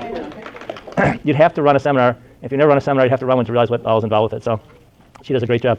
So I say good morning in many languages, and I usually start out on a Sunday morning and just remind myself that where all this knowledge basically started, which was from Dr. Goodhart, who passed away in 2008. And I show these pictures. I'm the only one that has this picture. That's why I show it. Of Richard Friedman and George playing tennis at the Grosse Pointe Hunt Club. And George is wearing his USA sweats that he got when he was the first chiropractor officially named to the United States Olympic team at Lake Placid Olympics. And he used to wear those around all the time. You've heard me say this before, most of you, but he was proud of that, and well, should have been proud of that. And Joanne's, his wife's mother, is a seamstress, and replaced the zippers on those things 5 times to keep them going because he wore them so much and so long. But I'd like to tell a little story about George. And some, again, there's only so many that I can tell in public, but we actually used to do a lot of, our families lived right next door to each other, and we shared a backyard, and we used to have big touch football games in the backyard, and we had a hockey rink, had a skating rink, played hockey in the backyard, and other kind of skating games in the backyard. He'd always be out there playing with the kids, as my dad would, and they sort of put one on one team, one on the other. He'd always get on the opposite team from me, and I think it's because I was the biggest kid. He was always played full speed against me, and I have a number of injuries from having played against him, and it took a long time for me to realize that he was actually hurting me, so I had somebody to work on to practice his new techniques. But my dad and Dr. used to play at this club every Sunday morning or Saturday morning. One time during the weekend, they would always play tennis every week during the tennis time in Michigan. And for a long time they did it before George got on the road and started traveling so much, and that kind of broke up their schedule. But they used to have like a bloodbath out there in the tennis courts. And when whoever came home first, whoever won, if they saw the other one's kids, they'd go like that. And if it was George, us, we'd all scatter because we knew my dad would be in a bad mood after losing. And my dad would do the same thing to George's kids, and we all knew that leave them alone after they lost. But one day, my sister was talking to Dr. Hart, and I'm sorry, George was talking to my sister. George always had a very inquisitive mind. He said, why do you suppose people like wave hello at someone like that? Why do you suppose they do that? He was just thinking out loud. We're like all kind of one big family in a way. Why do you think that? She said, I don't know. He said, why don't they go like this when they want to say hi? From that day on, every time George saw my sister saw George, they went like that.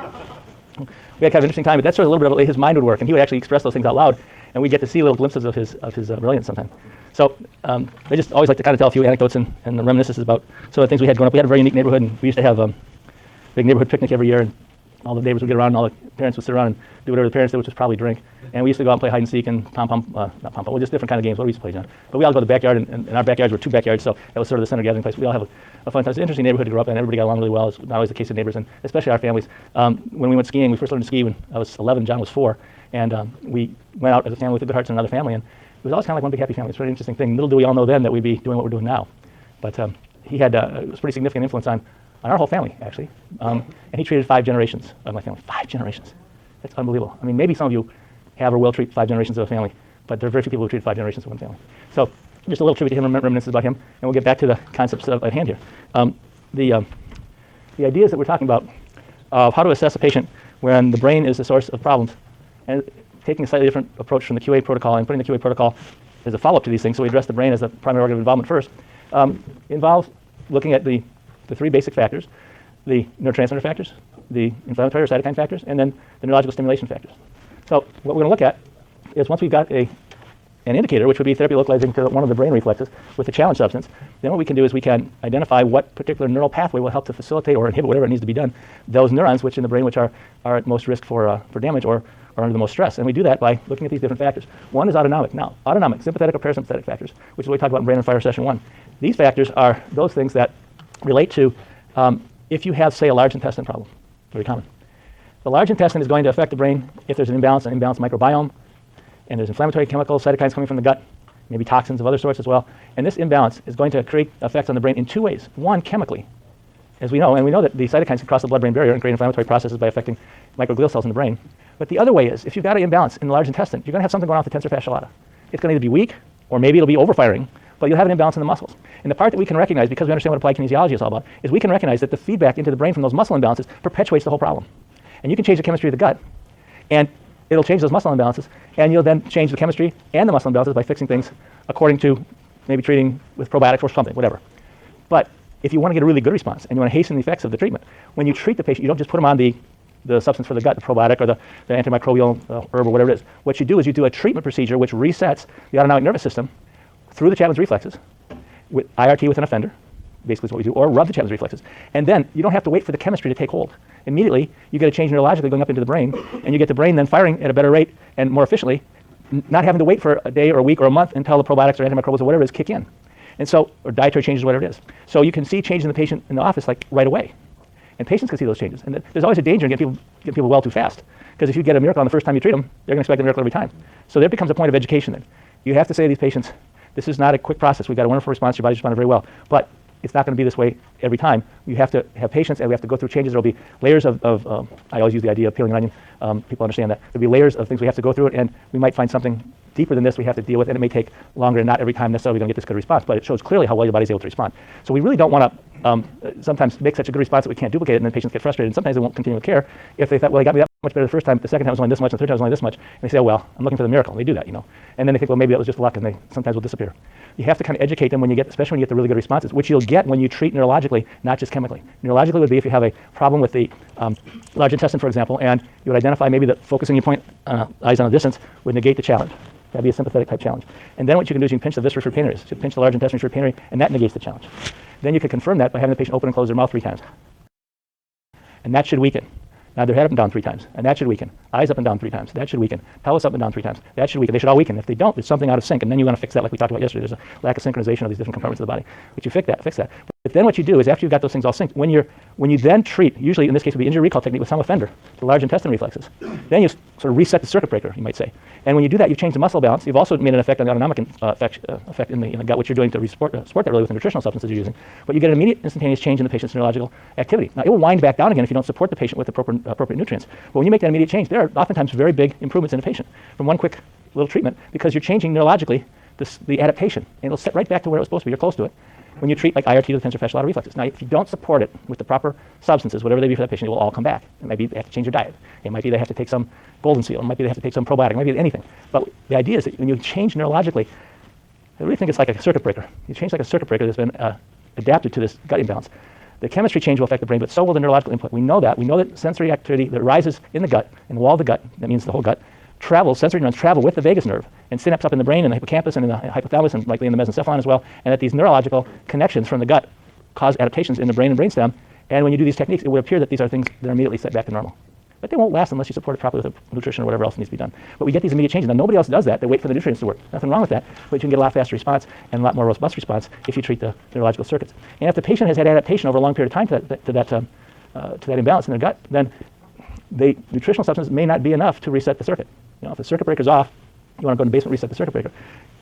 If you just wait for it to reset itself, the body will do that sometimes, but not all the time. So we actually have a neurological stimulation, which is usually IRT to the Chapman's reflexes for the organ with some offender. And that gives us a change in autonomic function, which can be measured, and we always measure. We measure something, whatever it is, and we can change and measure that pretty quick before and after we do something, as we saw yesterday. Now, the second procedure would be lateral flexion to the opposite side of the brain, Chapman's reflex. Could be the same side, but it's almost always the opposite side because of compressing the facets. So if you've got a right brain issue, you laterally flex the patient to the left. It's possible we could lateral flex them to the right would make a change, but it's just far less common. But the lateral flexion negates the problem. So if you've got a patient who's healing to the Chapman's reflex with TNF alpha or something, and you put lateral flexion like this, and it negates the weakness, then you're going to say, okay, well, this patient's got a lateral flexion issue. We know that lateral flexion is related to thyroid and steroid, respectively. When the thyroid is increasing function, the lateral flexion goes head and feet to the left, convex to the right. When the steroid is increasing function, say adrenals, head and feet to the right, convex to the left. And so if we put the head and feet to the right, and that negates the challenge, then we have to decide, is this because the patient needs more thyroid, which this simulates, or since this is adrenal, do they need less adrenal? It could be reproductive hormones, but let's just keep it simple. And so then you have to decide. So the way you decide that is you laterally flex the person, this negates the challenge. So then you put them straight again, and you rub the adrenal points for a couple seconds and see if that negates it. Or you rub the thyroid points for a couple seconds, see if that negates it. Or rub the reproductive reflex on the gluteus medius and the pubic bone for a couple seconds and see if that negates it. Then you know what organ's involved, and you know what lateral flexion patterns are present. And so now you know what you have to treat. And so you have to then treat the patient for adrenal or thyroid or whatever it is. Most common, of course, is adrenal. Second most common in my experience is thyroid, and third most common would be reproductive. But these lateral flexion patterns can be there. And you may have already corrected the lateral flexion patterns when we have gone through the procedures of Brandon Fire from Seminar 2, in which we have found a lateral flexion pattern related to right brain, left brain, humming, counting, and so on. But then what happens, you've got these endocrine issues. And once again, you can reset these circuits by doing adrenal challenge technique, for example, and doing rubbing the Chapman's reflexes, or you can do it by doing injury recall technique to the adrenal reflexes with an offender to reset the circuit breaker for the adrenals. And you can do that, and you'll then immediately see changes in the patient's function, and their symptoms, their range of motion, their whatever you're measuring. But if you don't follow that up with the correction of the organ by nutritional support, which is usually what it takes, and or dietary change, it will wind itself back down again. So when you get these great responses on patients, when you find an endocrine issue, and they say, oh, this is better, I can feel this is better, my shoulder's better, whatever is better, because it could be any part of the body will respond. When you correct this inside of the spine and make the circuit breaker reset for the organ, you have to recognize that the adrenals don't go back to normal overnight. They don't go back to normal overnight. Usually they take a little while to rebuild themselves back up, or the thyroid, or whatever it is. And if the patients should have Hashimoto's, for example, autoimmune problem, you can reset the circuit. It will definitely help them, and they'll get better, but you have to reinforce it with the proper substances, nutritional substances to support the adrenal, nutritional substances to support the thyroid, or in the case of Hashimoto's, the nutritional substances to support the autoimmune process, or to counteract the autoimmune process. And when you do that, then that takes time. So the patient's going to slip back. They're definitely going to slip back, because these things, these endocrine issues, if they've been there a long time, they don't change overnight. You know, cortisol doesn't all of a sudden the next day come back to normal, usually. If it's been there for a long time, it usually doesn't. So once again, you have to say, the patient say, this is a really good response, your body responds really well, there are probably a number of layers of this thing, and set them up, I never like to leave a negative impression on a patient. I never like to leave a nocebo effect. You know, the placebo effect affects about a third of the people. Well, the negative placebo, or sometimes called nocebo effect, affects 2/3 of the people. So they took, it's back in the 70s, they did a study, UCLA I think it was, and they took people and they put them in the chairs in front of like a little desk with a plug in the wall. Like it's welcome to putting out the Brain on Fire session 4. The record player back in those days, or it was like a headphone kind of thing, that kind of a jack kind of thing. And they put these electrodes on people's heads like this. And they said, now we're doing an experiment, and we're going to measure some brain waves in your head, and we're going to send a little bit of energy into your head and see what happens. And it won't have any bad effects, but we're going to plug this in here and leave it there for 15 minutes or whatever it was. And then the only thing is that you might have a small headache afterwards. They said the one group, and it only lasts for a few minutes.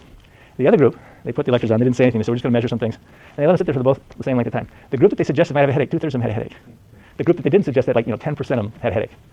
So the negative placebo effect is 2/3, the placebo effect is 1/3 roughly, twice as strong. So I never want to plant a negative seed. But at the same time, without planting a negative seed, being realistic is important to the patient, otherwise you lose the game down the road. So you have to say your body has to heal, and it may go through a good period of time for it to completely heal. So this is a really good response. It shows your body can respond, but it's going to take longer than this, and it's not always going to be the dramatic response.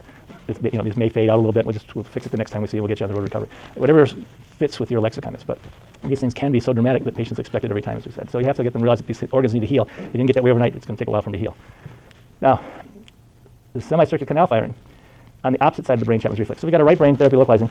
We're going to do the challenge of semicircular canals. We're going to do this by looking at, we'll go into this in more great depth, looking at the semicircular canals on the left side, which will fire in primarily into the left cerebellum. So there's an anterior canal. There's an anterior canal, there's a lateral canal, and a posterior canal. And you fire those. And if you fire one of those semicircular canal pathways, and it strengthens the patient, it means there's going to be something in that quadrant that canal is related to that's going to be a mechanical or neurological, say maybe like set point or something, type lesion. And it could be in the musculoskeletal area. It could be in the gut. I mean, I've seen patients who had a left anterior canal, and it was like their Houston valve was still off for some reason or other. They had a local irritation. You can get local irritations in the gut. You can have pockets of activity in the gut where the whole gut isn't off, but there's a pocket of activity where there's some dysbiosis going on or some imbalanced microbiome, and it's kind of like, always kind of hurts down here, they get gassy down here, whatever it is. And so you can have like even a pocket in the gut, for example. More often than not, though, these are musculoskeletal or neurological type patterns. It could be a subluxation, fixation, whatever, and a set point technique, or an injury if you haven't already fixed them, which you should have by now. So if you then do the canals, if you do the left lateral canal, that basically is the same as the left posterior canal. That will take the quadrant of the body from midline all the way back to the spine. And there's something in that area. Now, when you do left lateral canal and it strengthens and negates the weakness of the therapy localization to the brain reflex, then it's maybe got a little more chance of being more lateral than posterior, but it's somewhere from the midline down the mid-axillary line down the side of the body through the greater trochanter and back.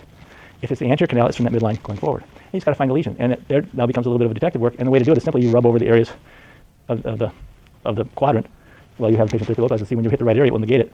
Then you have to narrow it down to find out what specific spot it is. But so we then can find other mechanical lesions which are registering because they've usually been there for a while, or maybe it's just a subluxation that just happened, but they're registering in the cerebellum because it's some kind of neurological mechanical deafferentation or sometimes excess afferentation, but there's an afferentation problem, there's a sensory problem coming in, driving the cerebellum on that side, and there could be a lot of different patterns that could be driving the cerebellum because the cerebellum is related to, and the cerebellum monitors all joint activity, all muscle spindle activity, and so on. But there will be a particular one or sometimes two specific structural or neurological issues in that quadrant that you have to fix them that are more important than the rest of them relative to this adaptation.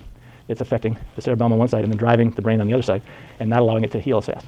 Now, these adaptations are often, as I said, subluxations or fixations, and there are sometimes fixations that do not have bilateral muscle weaknesses, as we said yesterday. And I really think these are like the kind of things that have been there for a long time. They're just like almost frozen in this bad position. You can make a correction, but the ligaments are shortened. And the classical chiropractic subluxation complex, I think there's some degeneration in the area, deterioration in the area. And so when I treat those patients, I don't just adjust them with the regular manipulation. I do the respiratory correction first, and I push real hard, either using the spinous processes or over the transverse processes, trying to fix that fixation. Or sometimes the fixation is a wedge fixation. And I just use a lot of pressure with respiration before I make the mechanical correction to try to stretch those ligaments and just mechanically stretch them up before then I make the rapid correction and to overcome the reflex cycles that have been embedded in there for a long time. Robert? So it almost comes up in the back then, or comes up on the front too? Yeah, you could have it come up on the front. You could have the anterior canal come up, and it could be anything on the front side of the body. For example, I've seen patients who had a iliacus muscle, which had a problem with it, maybe a set point. Could be an IRT pattern too, but usually be a set point because you would have fixed the IRT by now, which was probably related to a long-standing Houston valve. And so the iliacus got irritated, and it needs to have a reset on it for a set point technique. It could be in extremities too. It could be a foot problem, could be a knee problem, could be anywhere. So it sometimes is a little bit of a puzzle. I start with the spine, and if I don't find it, then I expand out. It could be anywhere from head to toe, actually. So you sometimes have a clue because of what the patient's history is. Sometimes you just got to look and see. If the anterior canal shows up on the same side as the underfiring brain, you wouldn't really see this very often. You just really don't see it very often. But if it is, you'd fix what you found, considering the idea of what we talked about yesterday, where there could be something you need to do, an inhibitory activity with a set point activity or excitatory activity with an adjustment or an IRT. But it's not so common. You can see where it could happen that way. But mostly it's going to be on the canals on the other side, when you fire the canals on the opposite side to the brain, which is going to stimulate the cerebellum to stimulate the cortex on the opposite side. So most of the time in this procedure, you're going to find the semicircular canal pattern and the structural issue opposite the side of the brain lesion. And remember, we have people who have maybe been having problems for years, slowly developing over a long period of time when they come in to see us with a brain issue. It didn't just happen overnight unless they had a traumatic brain injury, something like that, concussion or something. And so in those patients, they probably had a long time to adapt to something. And so that long time adaptation, if there's something going on in the right brain, it probably is coming from the left side of the body. And that doesn't mean there couldn't be something on the right side of the body that was confounding it.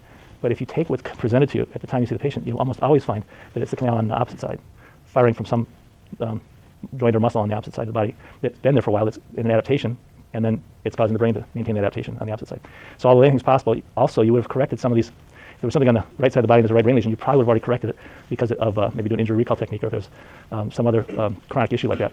The patient had, you probably would already fix it before you got to this point, and that would relieve some of the confusion. But I will just tell you, fix what you find. If it doesn't make sense, fix it. Just measure something. If you do the wrong thing, you'll see a change in the patient's range of motion or pain or something. You'll get less. And I use hip abduction a lot because hip abduction gives me an idea of muscle tone on one side and the other. And like you saw yesterday, we had change in hip abduction on one side and then the other side, and it came back down to even. There was asymmetry, but it went up. Both were farther at the end. We ended up with even, but not as far as we got. And so you just have something else to measure, kind of guide you as to which way to go on that if you've made a proper correction. Now, you may make a proper correction. You may make an asymmetry in hip abduction because there's something else to be done. But it's good to know where you are. So I was trying to measure something in the critical patients, but it's referring from the brain down. So we have these structural lesions or neurological faults in that related quadrant. If we don't find something in these areas, then we're still going to try to find some pattern of excitation inhibition, and we can look at the immune system. Now, we may have already corrected the immune system, but we're looking at the immune system particularly on the side of the brain Chapman's reflex. And if there's a right-sided problem, we'll therapy localize the thymus. If we have eliminated all of these, we'll therapy localize the brain area that's causing the weakness, and then we have to therapy localize the thymus. And if this is left side, you therapy localize the spleen. And this has to do because the thymus's effect, yes, it's got an immune system effect, but the thymus's effect is relative to the Chapman's reflex.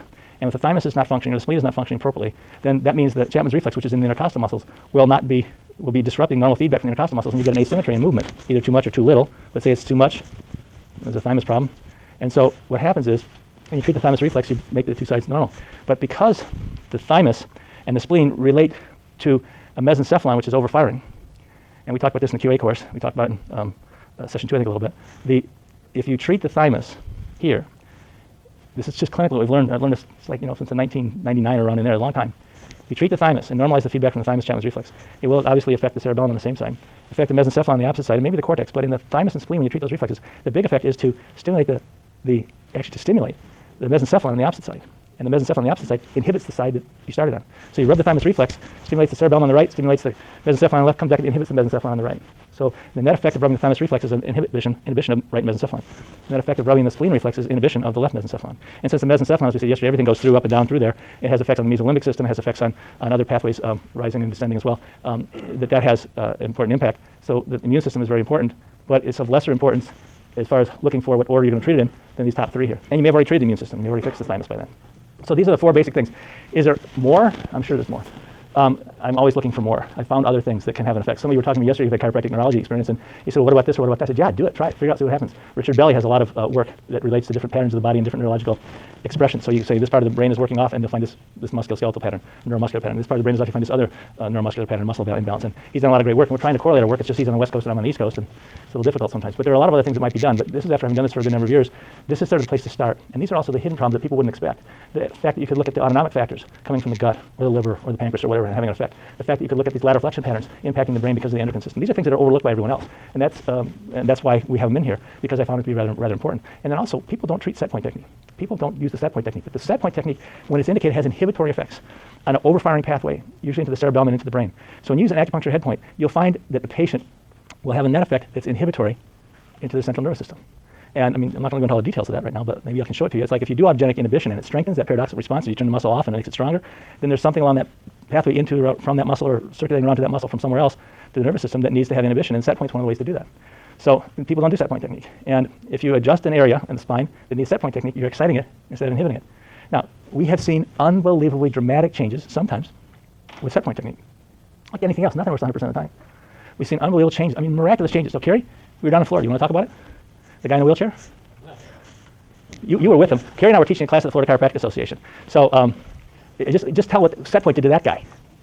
Well, there was a colleague who had gained about 100 pounds because he had he had an invagination of the hip into the acetabulum. It was from an accident, right? From a car accident or something? He had actually fallen off of a ladder.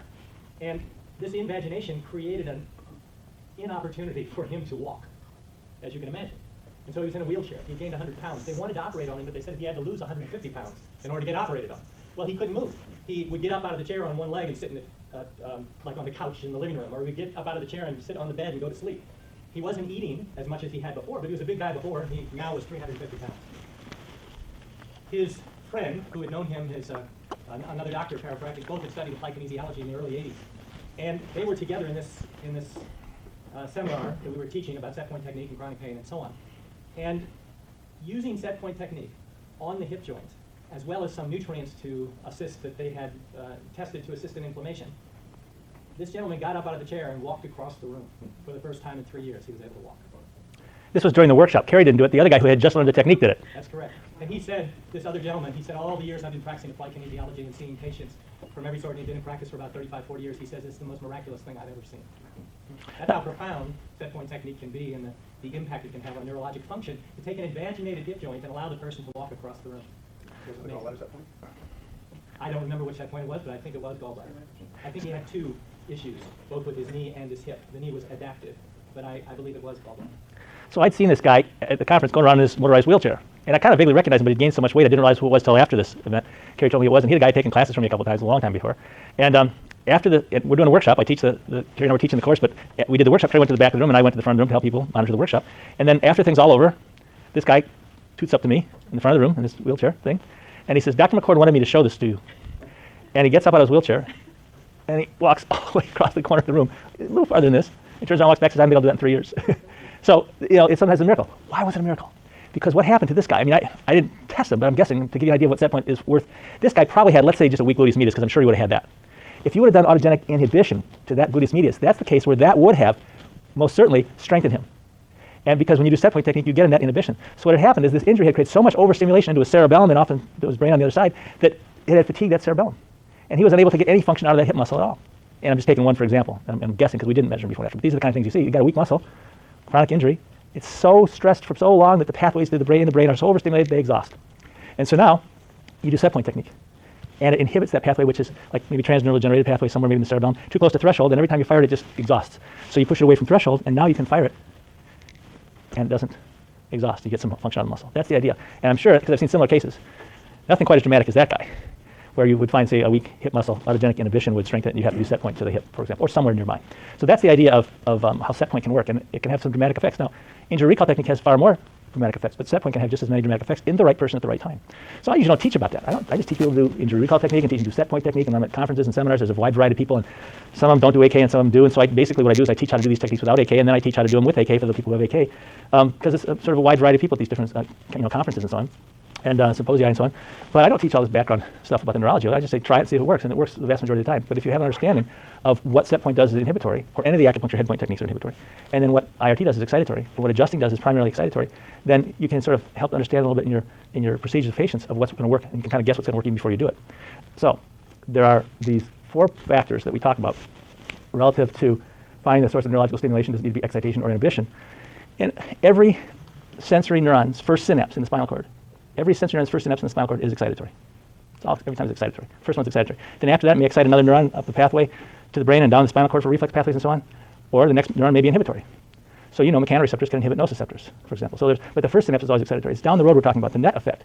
The net effect on the patient of IRT and adjusting is excitatory. The net effect of set point technique or LQM technique is inhibitory. So think of it now, an idea of transcendental degeneration, and you have a patient who has LQM. I've seen miracles from LQM sometimes, but again, fewer than set point. Patients had a problem a long time, there's adaptation. What happens in that adaptation? Well, in that adaptation of the LQM, there's a place in the brain, and it's either in that location, it's either in the area of the brain for location, quality, or memory. So location and quality are the somatosensory cortex and the parietal lobe, and memory is in the temporal lobe. And so some cells, for one or more of those areas of the brain, have been so overstimulated by the original injury, it was so bad, that they got firing so close to threshold that it takes very little to set them off. And sometimes the patient they'll be set off just spontaneously. And sometimes the patient starts to have the pain, then it starts to get worse and worse and worse, and it comes and goes, comes and goes, comes and goes. And if it's been there for 6 months or more, it's had a chance to create this pathway, which is like a hair-trigger gun. It's a hair-trigger pathway. It's too close to threshold, fires too easily, and it doesn't even always fire all the time. Sometimes it comes and goes. And so what you do is, when you do LQM, what are you doing? You have them think of the location, quality, or memory of the pain. You're activating the part of the brain by them consciously focusing on the somatosensory cortex for the area for location, somatosensory cortex for the area of quality of the pain or nature of the pain, and temporal lobe for the memory of the pain. And you have them focus on that, so you bring those cells, you're driving those cells up the threshold just by the conscious thought process of it. And then you tap an acupuncture head point, which is going to have a net inhibitory effect. So what you do is you activate those neurons, then what happens is you tap the point, and it has a net effect of pushing it farther away from threshold. And all of a sudden the patient's pain goes away, and sometimes in LQM, it never comes back. And sometimes it's been there for years on and off, usually on and off, but it never comes back because you've driven those things away from threshold, so they don't fire spontaneously anymore. So this is what the head point techniques do. They have a net effect of inhibition at the point where the neurons are over-facilitated. So these are the techniques we would consider when we're trying to figure out which type of neural stimulation, whether it be excitation or inhibition, needs to be done. The body will tell you if you just check for it, but it's good to have a background understanding of the fact that we don't always stimulate. We sometimes inhibit. Sometimes the body needs to be stimulated, sometimes it needs to be inhibited. So we have the supraspinatus weakness, or it's over, in the clear, or it's weak on therapy localization, or it's over with rubbing Chapman's reflex. Or it could be over or weak after ipsilateral faction. It's usually a mesolimbic issue, usually an emotional issue. Or with light from the midline, which is direct stimulus into the mesencephalon. And if you take light and shine it in from the left side to the right eye, from the midline, it's going to have more of an effect on the right mesencephalon than the left. If you shine it straight in, you've got about 60-40% activity for the same side and the opposite side. But I just try to shine it from an angle so we kind of stimulate the mesencephalon on the same side. And if that either overfires or weakens, then we've got another way we can test for the brain issues. But most of the time, the muscle will either be weak in the clear, which is less common, believe it or not, or it will be overfiring when you rub the Chapman's reflex as appropriate. What if it's a 51% and you touch it and it goes weak? Yeah. What's the technique there? Oh, good question. I should have said this. If it's a 51%er, so it's strong, you touch it, it goes weak. If you touch it, the supraspinatus will go weak, but another muscle won't go weak. So maybe then go to your indicator muscle, could be your lat, and you can still use that same Chapman's reflex as your challenge point. Okay. If it's weak in the clear, and you touch the point that strengthens, you still use that Chapman's reflex, but use it on another muscle. So you can still use the same point. Didn't make that clear before. Okay. So then we find the indicator muscle, and I like to use the latissimus. You can use anything you want with the neurotransmitter cytokine challenge to the brain or supraspinatus Chapman's reflex. And then we do these 4 patterns, the autonomic activity, and so on. So the autonomic activity is performed by having the patient do a challenge for sympathetic or parasympathetic action, a visual challenge where the patient focuses their eyes on a distant point, which would be a sympathetic activity, and if that strengthens, something needs more sympathetic activity. Focus on the eyes on a near object. Sometimes I have them look at their nose. Sometimes people can't look at their nose because they have inability to focus their eyes, so I have them hold my hand or their hand 6 inches in front of their nose as they look at that. But that would then activate a parasympathetic pathway, suggesting something needed more parasympathetic activity. Or jaw retruded, which is pulled back, sympathetic, or jaw forward, parasympathetic. And we treat then with the visceral challenge technique. We have to identify the organ that's involved, and we can do that by pinching the referred pain areas, or we can do that by the TMJ as an indicator. Both should parallel each other. Second thing, we do the lateral flexion to the opposite side, and we then check for the endocrine balance. Lateral flexion, these are lateral flexions, patients lying on the table. Thyroid, steroid can be adrenal or reproductive. The endocrine lateral flexion patterns might have already been corrected by the right-left brain corrections taught in Brain on Fire Session 2. However, they may be identified and corrected at this point if they were not present previously. And I don't exactly know why that is, but things with the endocrine system, sometimes if you treat the patient, they're the first thing you have to do. Things with the immune system. Sometimes if you treat the patient, it's the first thing you have to do.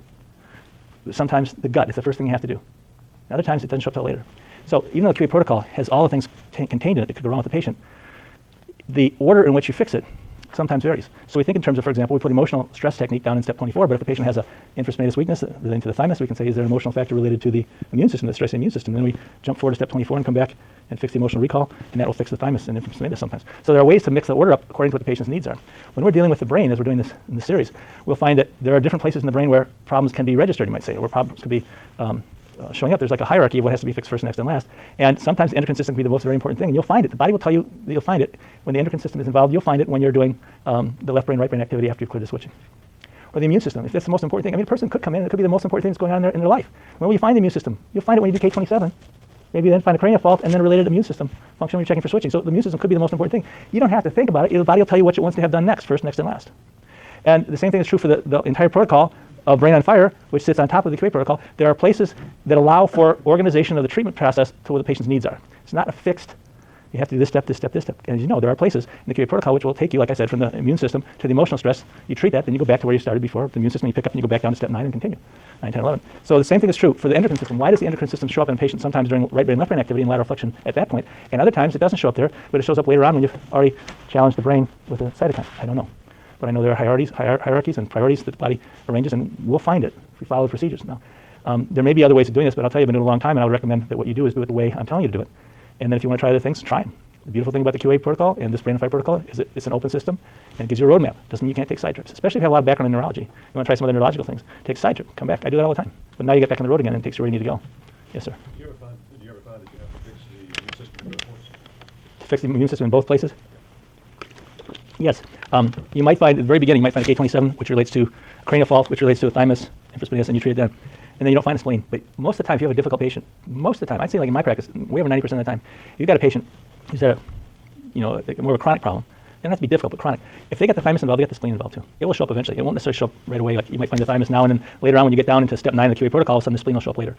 Something will show up with the cranial fault later. So yes, you don't have to find, you could find the thymus now and the spleen later. You rarely find the thymus now and the thymus later, because you already fixed it. The time you might find the thymus early on, and then it pops up again later. So you find the thymus in the K27 step in the Brain on Fire protocol, and you fix it with emotion, but you didn't rub the reflex out, and it still needed that too. A person could have fleas and lice, as my friend Sam Yannick says. So they could have the need for the emotional circuit as well as the Chapman's reflex. And if you fix the muscle with the emotional circuit, it'll all clear the circuit. But if they still need the Chapman's reflex, it'll show up again later. That's the only time I've really seen where you see it thymus and then later thymus again. But it's two different corrections for the thymus, or spleen and then spleen again, or lower sternum and lower sternum again for that matter. But that's rare. So this whole discussion is really about following this protocol and some of the twists and turns that you'll take. But if you follow the protocol, it will keep you on the course, and you try whatever you want. If you get lost, go back to where you left off, and it will take you where you need to go. Okay, the semicircular canal firing, which we're going to get to in a minute. Usually on the opposite side of the Chapman's reflex therapy localization, there's a lateral canal, a posterior canal, and an anterior canal. And we rotate the head for the lateral canal, we tilt the head back for the posterior canal, we tilt the head forward for the anterior canal. We'll get to that in a couple minutes. Firing the canals will negate the weakness. And if it does negate the weakness, there will be a structural or neurological. I say neurological because it could be like set point or LQM or something. Structural or neurological factor in that related quadrant. So the fourth thing is the immune system, and basically the immune system Chapman's reflex on the side of brain Chapman's reflex will negate the weakness. Right side thymus, left side spleen. And that's less common, but it's still, if you don't find anything else, check the immune system. So at the bottom of the list. So I'm going to demonstrate this, then I want us all to do a workshop and do it. So I need a volunteer who thinks they might have one of these things or more. So, yeah, okay, come on. So yesterday, you had a workshop. Did you find out if there was a particular brain Chapman's reflex involved, or should I start from scratch? I had both. You had both. All right, well, let's see what we find then. Yeah. Okay, so I'm going to stand like this. I'll test it. You have your arm here. Now, the supraspinatus, I'm just going to test on, but my mind's eye, what you don't see is when I'm setting up the supraspinatus test, I'm looking at the origin insertion. And some people say, turn this way, please. Some people say you turn the hand like this for the supraspinatus. Others say you turn the hand like this. Some say you take it a little bit forward, some say out the side. It depends on the slope of the shoulder. So usually what I find is I take the arm out to the side. It's just a palm slightly forward, and then I say resist as I push in. Not more than 15 or 20 degrees. And resist, and it doesn't turn off. In the clear, it doesn't turn off. So touch the left brain reflex, push. And so then I'll try to turn it off in object inhibition. And when he touches the left brain reflex, it does turn off. So I know that's the reflex I'm going to have to use. Okay. Now, touch the cortex reflex. So I'm calling the cortex reflex, push. But it's not the cortex reflex, it still doesn't turn off. So we got a left brain, I'm calling left brain. Now let's do this one here. Push out hard, a little farther back there, push. You can see that he's got this shirt on. And the shirt's got a stripe, it goes right along the muscle. So I'm using this shirt to line up the test. Yeah, it's too far now. but push out hard. 15 and 20 degrees. And the patients will do that all the time. Push out hard. Push out hard. And that one also doesn't turn off. Put your fingers right there. Push. And that one does not cause it to inhibit as it should. Push. But when I have them touch medial to the chromion, right there, push. Let's try that again. On the clavicle. A little far lateral, I think. Okay. Push here. I'm expecting this to work. Push. Yeah, there it is. I was a little far out on the acromion. I was a little past the AC joint. I need to be medial to the acromion on the clavicle. That's where that reflex point is. So we now have a left brain and a right cortex challenge reflex. So let's just take one of them. So sit up here for me, please. Let's then take I'm going to. I know he's been treated. I know he's taking supplements. So I could check for neurotransmitters. But as I say, after a person's been treated for a while, usually the nutrition for the neurotransmitters has been handled. And he's been in all these 4 sessions. So I'm guessing that that's been handled. So rather than start with neurotransmitters, which I suggest you do when you're treating a new patient with this procedure, new to this procedure at least, I'm going to start with cytokines because he's probably already got the nutrition set for his neurotransmitters. So I'm going to try cytokine and put your fingers up here on top of the clavicle, right there. And this is the point that we found that when he touched it, it caused an inhibition to take place when I did the autogenic inhibition of the supraspinatus. Hold your arm, turn a little bit more like that. Hold your arm and pull hard. Pull into the side lat. That's okay. Okay. So I'll check tumor necrosis factor alpha. And this is where I really do use the screening test of all 3 Th1 cytokines. I'll test interferon gamma, and it's interferon gamma. But just what I would have to do otherwise is test that. If those 3 weaken, then I'd find out which one individually weaken them. But it's interferon gamma, yes. Any particular reason why you're starting on right brain? Just because I'm trying to demonstrate. Okay. And I haven't unswitched him or anything yet. There could be. I'm just trying to do the demonstration for the procedure. If I were to treat him, I would have previously already gone through K27 and hyoid and small intestine for injuries, of course, too. Injuries. So that's why this is a demo. Okay. Okay. So now what I find is weakens him. Now in clinical procedure, I'm going to find out what negates it, what cytokine negates it, what substance supports that cytokine, and then make a note of that, and then go on and find out what neurological pathway will be the one to treat. So the nutrition will have been done by now, but I'm skipping over that for the demonstration purposes to check these different factors. So touch right on top of your clavicle again, right there. Hold here, resist. Now I'm going to do the autonomic challenges. Look at that picture on the wall up there, right there. Pull hard. Look at the tip of your nose. Pull hard. Okay, so it's not sympathetic parasympathetic with the vision. Stick your jaw forward, please. Pull hard. And pull your jaw back. And it's not parasympathetic, jaw forward, sympathetic with the jaw. Okay, so then the next thing we'll check lateral flexion. So lateral flexion to the opposite side, so I'm going to have lateral flex that way. Okay, pull hard. And it doesn't show, doesn't negate the problem. We could do lateral flexion the same way, tilt your head this way. And it rarely shows up, and usually doesn't if the person's on switch, but lateral flexion doesn't help in either direction. But typically the lateral flexion to the other side, right? Because compressing the facet joint to drive the side of the brain you're dealing with. Okay, now we're going to do the semicircular canals. Now, as I said yesterday, you have to be pretty accurate. You don't have to be absolutely precise with these for my findings. And I'll talk about what I mean by that a little later. But we'll check the lateral canal, and we'll just actually turn his head laterally and pull hard. And then we'll check the posterior canal, resist. And it shows when I fire the posterior canal on the left that it negates the weakness. We'll fire the anterior canal, pull hard. So it's not the anterior or lateral canal, it's the posterior canal, which tells me there's something on the left posterior quadrant of his body, anywhere from the heel or from the bottom of the foot potentially, all the way up to the top of the head that's creating this issue. And so the last thing I could do is touch here again. Now this becomes tricky. I mean, usually if the patient's lying on the table, it's a little easier. But bend your knee up here, push, I'm sorry, like this, a rectus femoris test.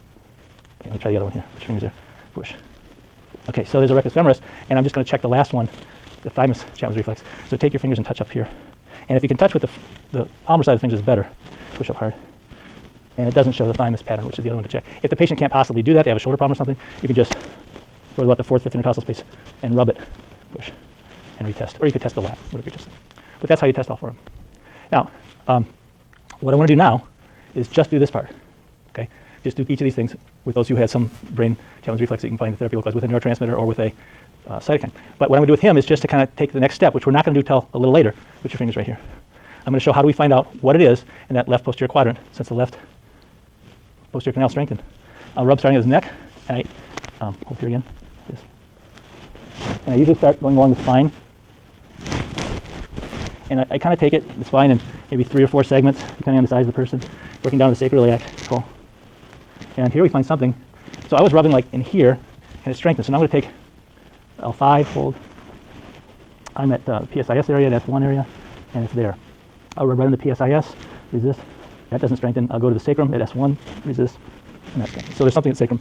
So that's how you locale, and then you have to figure out what it is, which we'll do later. For now, I just want to do the screening test to find the structural pattern or autonomic pattern, the neurological pattern then, that negates the challenge to the brain, okay? So let's take a few minutes and do that, and we'll kind of do the workshop, and then we'll gather again. Okay, thank you.